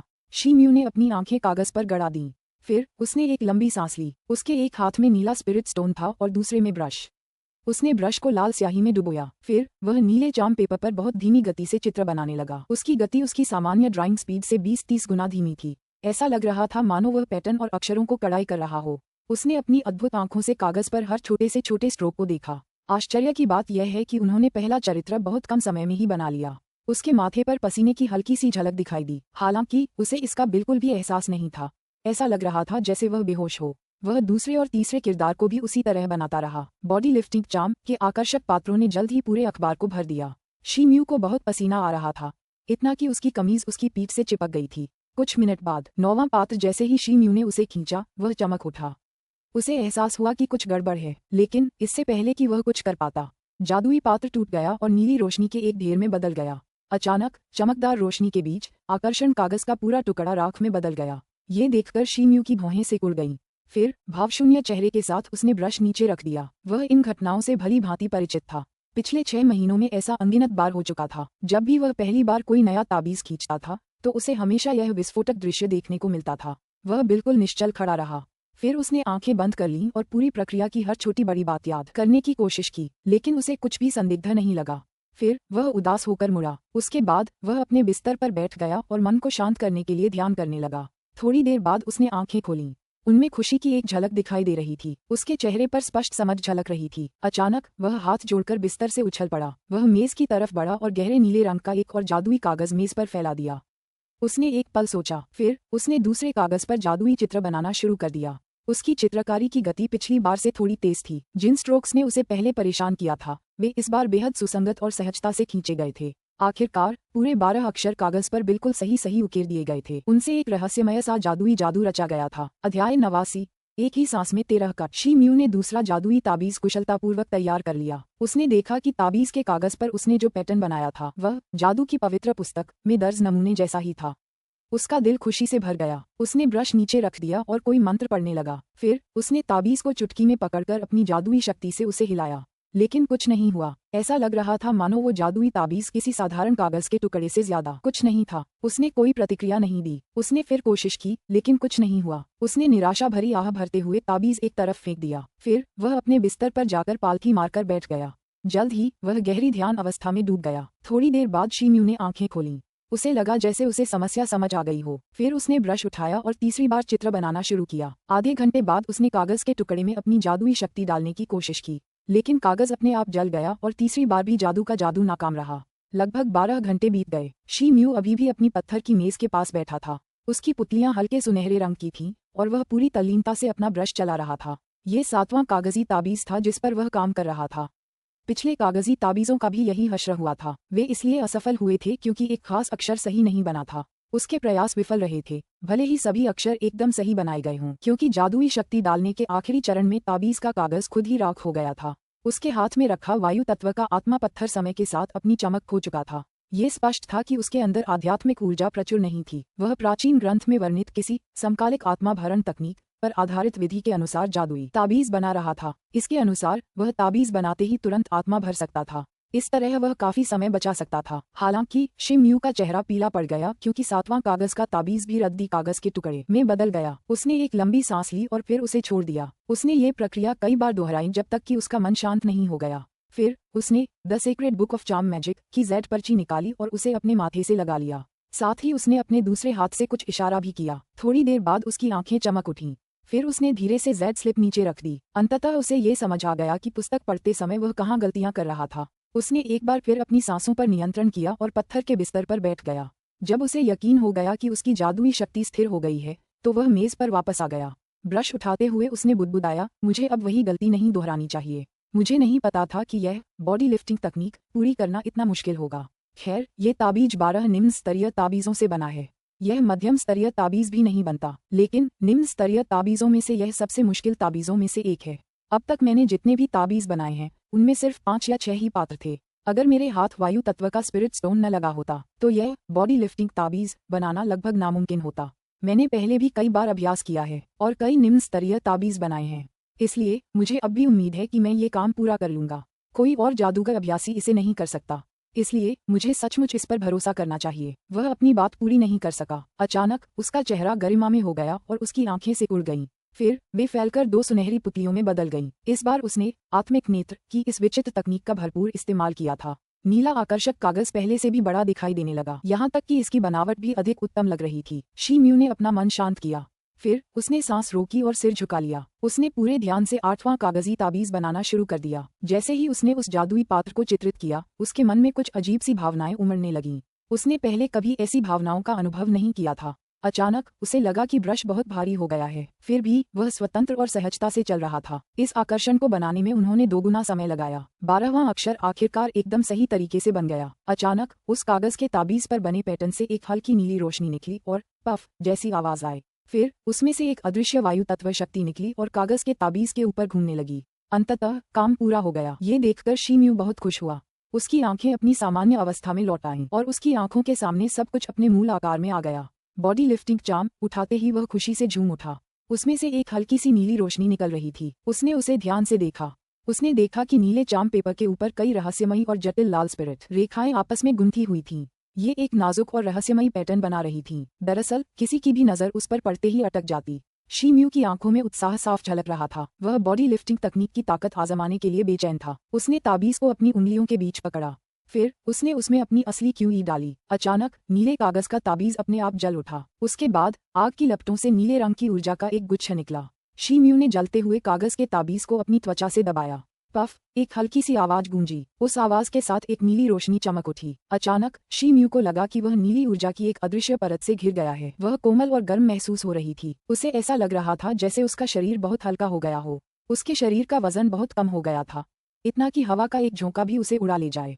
शी म्यू दंग रह गया। उसने अपने शरीर को ऊपर से नीचे तक देखा।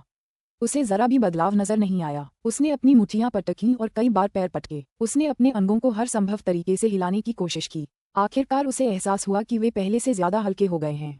वह इसे लचीले शब्द से जोड़ने से खुद को रोक नहीं पाया। यह एक अद्भुत अनुभूति थी। अचानक उसके दिमाग में एक तेज विचार तरंग कौंधी। उसे अपनी 13वीं series of gale force blade art आजमाने का मन हुआ। वह बिस्तर पर पड़े ब्लेड को पकड़ने के लिए मुड़ा। जैसे ही उसने वह चमकता हुआ स्टील का ब्लेड उठाया, एक ठंडी रोशनी चमक उठी। उसने अपना मन एकाग्र किया। फिर उसने स्वर्गीय हाथियों के प्रजनन की कला की मदद से अपनी भुजाओं के माध्यम से अपनी वास्तविक क्यूई को ब्लेड में उंडेल दिया। ब्लेड की सतह सफेद प्रकाश की एक पतली परत से ढक गई। अचानक उसका ब्लेड कांप उठा और एक हल्की सी आवाज निकली, जैसे किसी बाघ या अजगर की दहाड़ हो। हाँ, शी म्यू की आंखों में बिजली के कर्च जैसी एक अजीब सी रोशनी कौंधी। उसने जोर से चिल्लाते हुए अपनी तलवार से हवा में वार किया। अचानक तलवार की सतह पर बर्फ जैसी सफेद रोशनी कांप उठी और 12 तलवार छायों में बट गई। फिर तेज हवा ने पूरे कमरे को सुनामी की तरह भर दिया। 13 कट। शी म्यू ने ब्लेड की परछाइयों के छटने का इंतजार किया। फिर उसने दीवार की ओर देखा और उसकी सतह पर 13 अलग अलग निशान देखे। इसका मतलब था कि वह शरीर उठाने वाले आकर्षण की मदद से अस्थायी रूप से तूफान बल ब्लेड कला की 13 श्रृंखला के चरम चरण को प्राप्त कर सकता था। उसने एक बार फिर अपनी तलवार हवा में लहराई। उसकी तलवार की सफेद रोशनी उसके चारों ओर एक शानदार हिमकमल की तरह खिल उठी। फिर उसने उसके पूरे शरीर को ढक लिया। शी म्यू कुछ देर तक 13 श्रृंखला की आंधी बल ब्लेड कला का प्रयास करता रहा। अंततः शरीर उठाने वाले आकर्षण का प्रभाव समाप्त हो गया। धुंधली सफेद ब्लेड की परछाइयां भी छट गईं। शी म्यू हाथ में ब्लेड लिए स्थिर खड़ा रहा। उसकी आंखों में एक विचारशील भाव था। उसके ब्लेड के वार लगातार जारी थे। इसके अलावा स्वर्गीय हाथियों के प्रजनन की कला की वास्तविक क्यूई उसके शरीर में सहज रूप से प्रवाहित हो रही थी। इससे उसका पूरा शरीर ऊर्जा से प्रज्वलित हो रहा था। ऐसा लग रहा था कि उसकी अपार शक्ति उसके शरीर से बाहर निकलने ही वाली है, लेकिन उसे ऐसा लग रहा था जैसे कोई अस्पष्ट बाधा उसके रास्ते में आ खड़ी होगी। उसने 13 शानदार वार करके ब्लेड कला की चरम अवस्था प्राप्त कर ली थी। हालांकि उसे लग रहा था कि वह अपने ब्लेड की पूरी शक्ति का उपयोग नहीं कर पाएगा। इस 13 श्रृंखला की आंधी बल ब्लेड कला से जुड़ी एक अफवाह है। कुछ लोग कहते हैं कि यह कला शियान तियान स्तर की कला है, लेकिन इसे कृत्रिम रूप से 13 श्रृंखलाओं में विभाजित कर दिया गया है। अचानक शी म्यू को इस कला से जुड़े कुछ शब्द याद आ गए। ये शब्द उनके पूर्व प्रशिक्षक ली कांगहाई ने कहे थे। अब उसे आखिरकार उसकी बातों का मर्म समझ आ गया था। उसे लगा कि ली कांगहाई शायद सही थे, लेकिन उन्होंने इस विचार को अपने मन में ज्यादा देर तक नहीं रहने दिया। अभी उसकी प्राथमिकता स्पिरिट स्टोन का अधिकतम उपयोग करना और ज्यादा से ज्यादा बॉडी लिफ्टिंग मंत्र निकालना था, इससे पहले कि स्टोन की आध्यात्मिक ऊर्जा पूरी तरह खत्म हो जाए। आखिरकार ये जादुई मंत्र उसकी ताकत बढ़ाने में अहम भूमिका निभाएगा। अध्याय 90, एक सुविधाजनक हथियार प्राप्त करना। शी म्यू बहुत खुश था। उसने पत्थर की मेज पर एक और ताबीज का टुकड़ा बिछाया। फिर उसने अपना मन स्थिर किया और सहजता से एक और ताबीज बनाना शुरू कर दिया। अब उनके पास एक सफल मिसाल थी, इसलिए उनकी गति पहले से कहीं ज्यादा तेज थी। जब तक शी म्यू ने बॉडी लिफ्टिंग चार्म की तीसरी प्रति बनानी पूरी की, शाम हो चुकी थी। हालांकि उसे पछतावा हो रहा था क्योंकि वह चार्म सिर्फ 2 बार ही बना पाया था, इससे पहले कि वायु तत्व वाले स्पिरिट स्टोन की आध्यात्मिक ऊर्जा समाप्त हो गई। 2 सफल प्रतियों को देखते हुए वह विचारों में खो गया। उसे एहसास हुआ कि जादुई मंत्रों की जटिलता बढ़ने के साथ साथ उसकी चमत्कारी दृष्टि कमजोर पड़ने लगी थी। हालांकि वह अपनी प्रगति से संतुष्ट था। एक साधारण जादूगर को इतने जटिल जादू के लिए अपनी समझ पर ही निर्भर रहना पड़ता, इसलिए उसकी सफलता दर शी म्यू से कम होती। शी म्यू ने आत्मिक शक्ति संचय कला और स्वर्गीय हाथियों के प्रजनन कला के तीसरे चरण में सफलता प्राप्त कर ली थी। उसके पास शरीर उठाने का जादू भी था, इसलिए वार्षिक प्रतियोगिता में उच्च रैंक तक पहुंचने के लिए उसके पास संघर्ष करने का एक अनुकूल अवसर था। आखिरकार त्रैमासिक प्रतियोगिता के पुरस्कारों को वार्षिक प्रतियोगिता में जीत के लिए दिए जाने वाले शानदार पुरस्कारों के समान नहीं रखा जा सकता था। हालांकि उसे एक शक्तिशाली हथियार तैयार करना था। उसे लग रहा था कि उसका वर्तमान ब्लेड एक साधारण ब्लेड है जो उसकी वास्तविक क्यूई की शक्ति का सामना नहीं कर सकता। कुछ समय पहले 13 श्रृंखला की आंधी बल ब्लेड कला का अभ्यास करते समय उसे इसका एहसास हुआ था, इसलिए वह अपनी पूरी शक्ति प्रदर्शित नहीं कर पा रहा था। उसने स्थिति पर गहराई से विचार किया, फिर वह अपने बिस्तर पर लौट आया और पालथी मारकर बैठ गया। उसने स्वर्ग की ओर 5 हृदय 1 की मुद्रा प्रदर्शित की और स्वर्गीय हाथियों के प्रजनन की कला का अभ्यास करने लगा। अगली सुबह शी म्यू अपने कमरे से जल्दी निकल गया। वह परिचित रास्ते पर चलता हुआ लोहार की दुकान के सामने पहुंचा। ये दुकान फ्लेमिंग बीस्ट ग्रुप के झाओ परिवार की थी। भाई शी, आप बहुत व्यस्त रहते हैं। आपने मेरी छोटी सी दुकान पर आने का समय कैसे निकाला? क्या हो सकता है कि आप इस बड़े भाई को अपने लिए कुछ बनाने के लिए ढूंढ रहे हों? झाओ पिंग ने दूर से शी म्यू को देखा। उसने एक बड़ी मुस्कान के साथ उसका स्वागत किया। भाई झाओ, तुम मेरा मजाक उड़ा रहे हो। बात बस इतनी है कि मुकाबला नजदीक है, इसलिए मैं एक अच्छे हथियार की तलाश में हूँ। मुझे लगता है कि तुम ही एकमात्र व्यक्ति हो जो ये काम कुशलता से कर सकते हो। शी म्यू ने मुस्कुराते हुए जवाब दिया। पिछले 6 महीनों में जब भी शी म्यू गोलियां खरीदने आया था, वह हर बार इसी जगह आया था। उनके कबीले की गुप्त कलाओं में दर्ज औजारों और गैजेट्स ने हमेशा उनकी जिज्ञासा को आकर्षित किया था। पहले उसके पास ज्यादा पैसे नहीं थे। जाली काम को छोड़कर बाकी सारे काम इतने घटिया थे कि वह ज्यादा पैसे नहीं कमा पाता था। हालांकि पिछले 6 महीनों में उसकी संपत्ति में काफी इजाफा हो गया था, इसलिए वह लगातार झाओ पिंग से उसके लिए नए हथियार बनाने का अनुरोध करता रहा था। नतीजतन समय के साथ दोनों एक दूसरे से परिचित हो गए थे। ओह, तो यही बात है। भाई शी, कृपया अंदर आइए, झाओ पिंग ने हंसते हुए कहा। सुबह का समय था, इसलिए दुकान में कोई नहीं था। यहाँ तक कि चौकीदार के चेले भी अभी तक नहीं आए थे। कमरा सुनसान लग रहा था। दुकान के बाहर लकड़ी की अलमारियों के दोनों ओर तरह तरह के धारदार हथियार रखे हुए थे। 2 धारी तलवारें, हॉलबर्ड, स्वर्ग और पृथ्वी की अंगूठी, युआन यांग कुल्हाड़ी और कुछ अन्य रहस्यमयी हथियार थे। ये हथियार शी म्यू की जिज्ञासा को प्रज्वलित नहीं कर सके। हालांकि वह बार बार दुकान पर गया था और इन हथियारों को कई बार देखा था। मुझे आश्चर्य है कि भाई शी को किस तरह का हथियार चाहिए। बाहर जो हथियार कतार में लगे दिख रहे हैं, वे औसत दर्जे के हैं। अच्छे हथियार कमरे के अंदर हैं। भाई शी, कृपया मेरे पीछे आइए, झाओ पिंग मुस्कुराते हुए बोला। फिर वह कमरे के अंदर चला गया। भीतरी कमरा छोटा था, वह बाहरी कमरे से लगभग आधा था। कमरे में बने कई डिब्बों में लगभग 30 हथियार रखे हुए थे। ये हथियार उच्च गुणवत्ता के लग रहे थे। मैं चाकू और ब्लेड चलाने में माहिर हूँ, इसलिए मुझे उम्मीद है कि भाई झाओ मुझे मूठ वाला कोई हथियार सुझाएंगे। शी म्यू ने चारों ओर देखते हुए कहा। झाओ पिंग ने सिर हिलाया। फिर उसने एक हथियार उठाया। वह 2 फुट से ज्यादा लंबा था। वह चांदी का ब्लेड था। उसने उसे शी म्यू को देते हुए कहा, ये ब्लेड समुद्र तल के ठंडे क्रिस्टल से बना है। ये लोहे जितना मजबूत है। ये बेहद तेज और मजबूत है। इसका तीखा वार एक बाल के रेशे को भी 2 टुकड़ों में काट सकता है। इसकी आभा ठंडी है। शी म्यू ने ब्लेड को हाथ में लेकर तौला। फिर उसने अपनी भौहें से कोड़ ली। ब्लेड अविश्वसनीय था, लेकिन पकड़ने के लिए बहुत हल्का था। उसे वह एक बाल के रेशे जितना हल्का लग रहा था। यह एक अच्छा ब्लेड है, लेकिन ये बहुत हल्का है। मुझे एक भारी ब्लेड चाहिए। शी म्यू ने झाओ पिंग को ब्लेड वापस देते हुए कहा। झाओ पिंग चौंक गया। ये cold crystal iron blade 25 kilogram वजन का था। ये किसी की वास्तविक क्यूई को सहारा देने और झेलने के लिए पर्याप्त मजबूत था। इसके अलावा यह एक साधारण होऊ तियान योद्धा के लिए सबसे अच्छा हथियार था। अचानक उसे शी म्यू की असाधारण शक्ति याद आ गई, जो उसने लोहे के टुकड़ों को गढ़ते समय दिखाई थी। इसलिए उसने इस तथ्य को स्वीकार कर लिया। फिर वह आगे बढ़ा और एक लंबा कांसे का ब्लेड उठाया। उसने उसे शी म्यू की ओर बढ़ाते हुए कहा, यह ब्लेड लाल कांसे के पत्थर को तराशकर बनाया गया है। इसका वजन लगभग 70 किलो है। भाई शी, इसे आजमाकर देखो। शी म्यू ने ब्लेड की मूठ पकड़ी और अपनी कलाई हिलाई। शुआ शुआ, ब्लेड की परछाइयों की एक श्रृंखला बार बार चुभने वाली आवाजों के साथ चमक उठी। कमरे के अंदर एक ठंडी आभा फैल गई। अचानक झाओ पिंग की आंखों में आश्चर्य की एक झलक उभरी जब उसने शी म्यू की अद्भुत शक्ति देखी। उसे एहसास हुआ कि शी म्यू होऊ तियान के मध्यवर्ती चरण में कदम रखने की कगार पर है। उसे उसके ब्लेड की गति में कोई बदलाव भी नजर नहीं आ रहा था। अचानक ब्लेड की परछाइयां छट गईं। शी म्यू कुछ देर ब्लेड को देखता रहा, फिर उसने सिर हिलाया और कहा, यह अभी भी थोड़ा हल्का है। क्या तुम्हारे पास इससे ज्यादा भारी ब्लेड है? झाओ पिंग हक्का बक्का रह गया। ये ब्लेड बहुत भारी था, फिर भी उसे ये हल्का लग रहा था। यह मेरी दुकान का सबसे भारी ब्लेड है। ये काफी भारी है, लगभग 70 किलो, झाओ पिंग ने उदास होकर कहा। फिर उसने बोलना बंद कर दिया। वह विचारों में खोया हुआ लग रहा था। क्या बात है भाई झाओ? शी म्यू ने देखा कि झाओ पिंग का चेहरा बदल गया था, इसलिए उसने भौहें चढ़ाकर पूछा, अगर तुम्हें एक भारी ब्लेड चाहिए, एक असली खजाना, तो मेरी दुकान में एक है, लेकिन ये ब्लेड खास है। झाओ पिंग हिचकिचाते हुए बोला, ओह, इसमें क्या खास बात है? तुम मुझसे बिना किसी झिझक के बात कर सकते हो। शी म्यू की आंखें चमक उठीं, उनमें जिज्ञासा का भाव था। पहले मुझे इसे ले आने दो, फिर मैं इस बारे में बात करूंगा। भाई शी, रुको। झाओ पिंग पीछे वाले कमरे में दाखिल हुआ। वह एक लंबा, संकरा और साधारण सा दिखने वाला लकड़ी का बक्सा हाथ में लिए फिर प्रकट हुआ। शी म्यू की आंखें चमक उठीं।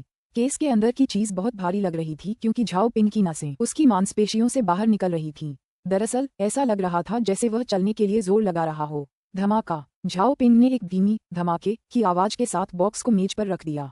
ढक्कन खोलते ही शी म्यू की आंखें चमक उठीं। अचानक उसकी आंखों में एक अजीब सी झलक दिखाई दी। डिब्बे के अंदर एक लंबा और पतला ब्लेड पड़ा था। उसका रंग गहरा काला था। पहली नजर में तो वह कुछ खास नहीं लग रहा था, लेकिन जब शी म्यू ने गौर से देखा तो उसे एहसास हुआ कि वह कोई साधारण ब्लेड नहीं था। ब्लेड की सतह पर एक हल्की सी काली चमक दिखाई दे रही थी। शी म्यू की आंखें उत्साह से चमक उठीं। उसने ब्लेड का मूठ पकड़ा और उसे उठा लिया। अचानक उसका रंग रूप बदल गया। ब्लेड देखने में साधारण सा लगने के बावजूद बेहद भारी था। उसका वजन कम से कम 250 किलोग्राम था। ये बताना मुश्किल था कि उसे बनाने में किस तरह की सामग्री का इस्तेमाल हुआ था। यह एक उत्कृष्ट ब्लेड है। शी म्यू ने अपनी उंगली से उसकी सतह को छुआ। अचानक उसकी उंगली में बर्फ जैसी ठंडक दौड़ गई। वह उसे आजमाने की अपनी इच्छा को दबा नहीं सका, इसलिए उसने ब्लेड की मूठ पकड़ ली। जैसे ही उसने अपना हाथ हिलाया, एक काली परछाई चमक उठी। वह हथियारों के परीक्षण के लिए रखे गए एक काले पत्थर के टुकड़े पर चमक रही थी। क्रैक की हल्की सी आवाज के साथ पत्थर का टुकड़ा 2 बराबर हिस्सों में बंट गया। पत्थर परिष्कृत स्टील का बना था, हालांकि उसे साफ और सटीक तरीके से 2 भागों में काटा गया था। शी म्यू की आंखें चमक उठीं। उसने बिना किसी प्रतिरोध के पत्थर को काट दिया था। उसे ऐसा लगा जैसे उसने टोफू का टुकड़ा काट दिया हो। भाई शी बहुत ताकतवर पैदा हुए हैं। ये ब्लेड एक विदेशी वस्तु से बना है, एक उल्कापिंड का लोहा जो धरती पर गिरा था। जब मुझे इसकी खोज हुई तो मैंने इसे बनाने में बहुत सारी कीमती सामग्री खर्च की और 3 महीने लगाए, और नतीजा सुखद रहा। यह अतुलनीय रूप से तेज निकला। मैं कहूंगा कि मैंने अपने पूरे जीवन में ऐसा अद्भुत हथियार कभी नहीं बनाया। झाओ पिंग शी म्यू की तेज चाल देखकर मंत्रमुग्ध हो गया। उसने ब्लेड को आसानी से उठा लिया था, हालांकि उसका वजन 250 किलोग्राम था, इसलिए वह संतुष्ट हुआ और स्वीकृति में अपना अंगूठा ऊपर उठाया। फिर उसने गर्व से ब्लेड का परिचय दिया, यह वाकई बहुत बढ़िया है, मुझे यही चाहिए। शी म्यू ने काले ब्लेड को ऊपर से नीचे तक नापा और उसे उसके केस में वापस रख दिया। फिर बोलते हुए उसने संतुष्टि से सिर हिलाया। भाई शी, कोई भी फैसला लेने में जल्दबाजी मत करो। इस ब्लेड के बारे में अभी भी कुछ ऐसा है जो मैंने तुम्हें अभी तक नहीं बताया है। झाओ पिंग ने शी म्यू को बीच में ही टोकते हुए कहा और बेचैनी से हाथ हिलाया।